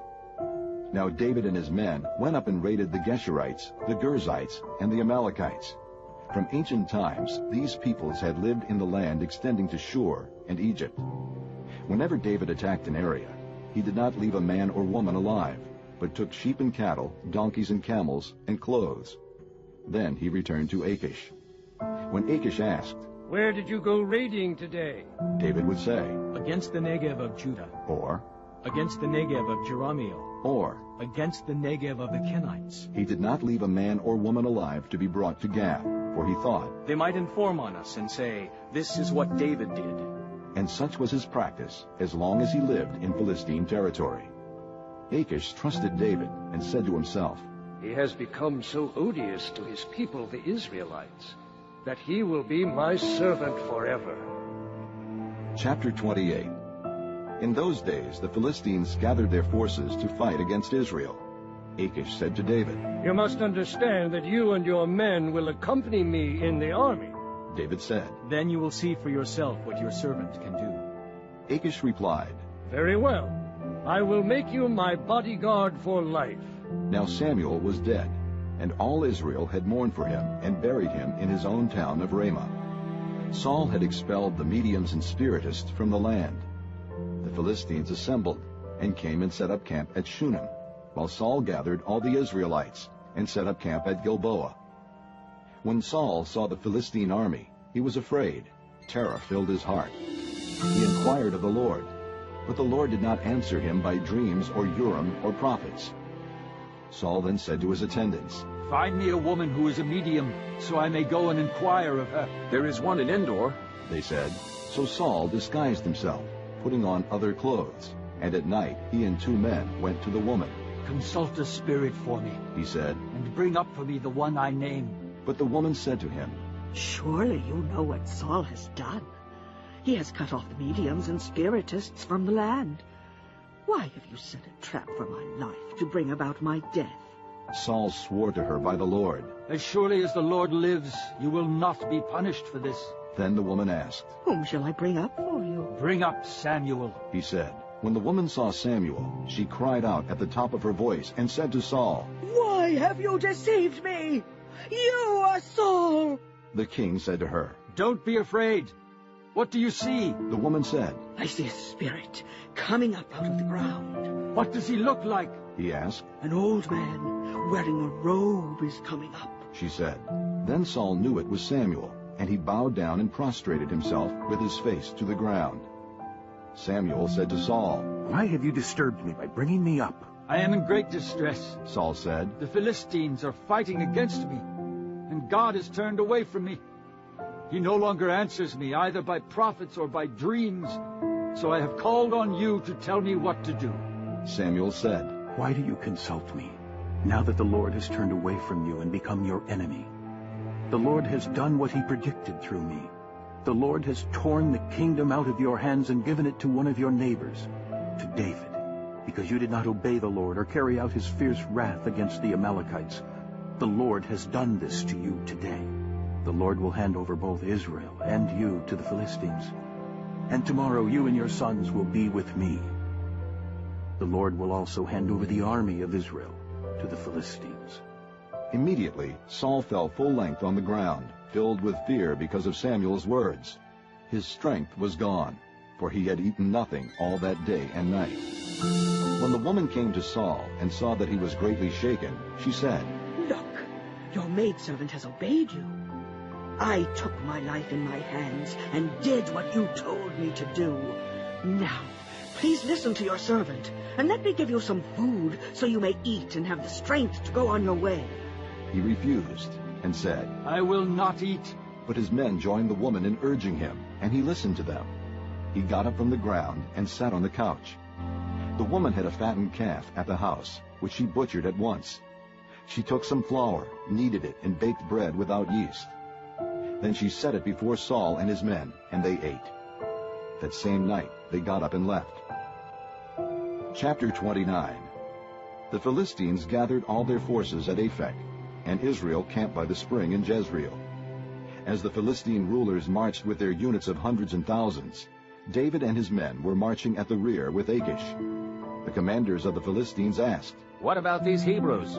Achish replied, "Is this not David, who was an officer of Saul, king of Israel? He has already been with me for over a year, and from the day he left Saul until now, I have found no fault in him." But the Philistine commanders were angry with him and said, "Send the man back, that he may return to the place you assigned him. He must not go with us into battle, or he will turn against us during the fighting. How better could he regain his master's favor than by taking the heads of our own men? Isn't this the David they sang about in their dances? Saul has slain his thousands, and David his tens of thousands." So Achish called David and said to him, "As surely as the Lord lives, you have been reliable, and I would be pleased to have you serve with me in the army. From the day you came to me until now, I have found no fault in you. But the rulers don't approve of you. Turn back and go in peace. Do nothing to displease the Philistine rulers." "But what have I done?" asked David. "What have you found against your servant from the day I came to you until now? Why can't I go and fight against the enemies of my lord the king?" Achish answered, "I know that you have been as pleasing in my eyes as an angel of God. Nevertheless, the Philistine commanders have said, 'He must not go up with us into battle.' Now get up early, along with your master's servants who have come with you, and leave in the morning as soon as it is light." So David and his men got up early in the morning to go back to the land of the Philistines, and the Philistines went up to Jezreel. Chapter 30. David and his men reached Ziklag on the third day. Now the Amalekites had raided the Negev and Ziklag. They had attacked Ziklag and burned it, and had taken captive the women and all who were in it, both young and old. They killed none of them, but carried them off as they went on their way. When David and his men came to Ziklag, they found it destroyed by fire, and their wives and sons and daughters taken captive. So David and his men wept aloud until they had no strength left to weep. David's two wives had been captured, Ahinoam of Jezreel, and Abigail, the widow of Nabal of Carmel. David was greatly distressed because the men were talking of stoning him. Each one was bitter in spirit because of his sons and daughters. But David found strength in the Lord his God. Then David said to Abiathar the priest, the son of Ahimelech, "Bring me the ephod." Abiathar brought it to him, and David inquired of the Lord, "Shall I pursue this raiding party? Will I overtake them?" "Pursue them," he answered. "You will certainly overtake them and succeed in the rescue." David and the 600 men with him came to the Besor ravine, where some stayed behind, for 200 men were too exhausted to cross the ravine. But David and 400 men continued the pursuit. They found an Egyptian in a field and brought him to David. They gave him water to drink and food to eat, part of a cake of pressed figs and 2 cakes of raisins. He ate and was revived, for he had not eaten any food or drunk any water for 3 days and 3 nights. David asked him, "To whom do you belong, and where do you come from?" He said, "I am an Egyptian, the slave of an Amalekite. My master abandoned me when I became ill 3 days ago. We raided the Negev of the Kerethites and the territory belonging to Judah and the Negev of Caleb. And we burned Ziklag." David asked him, "Can you lead me down to this raiding party?" He answered, "Swear to me before God that you will not kill me or hand me over to my master, and I will take you down to them." He led David down, and there they were, scattered over the countryside, eating, drinking, and reveling because of the great amount of plunder they had taken from the land of the Philistines and from Judah. David fought them from dusk until the evening of the next day, and none of them got away, except 400 young men who rode off on camels and fled. David recovered everything the Amalekites had taken, including his 2 wives. Nothing was missing, young or old, boy or girl, plunder or anything else they had taken. David brought everything back. He took all the flocks and herds, And his men drove them ahead of the other livestock, saying, "This is David's plunder." Then David came to the 200 men who had been too exhausted to follow him, and who were left behind at the Bezor ravine. They came out to meet David and the people with him. As David and his men approached, he greeted them.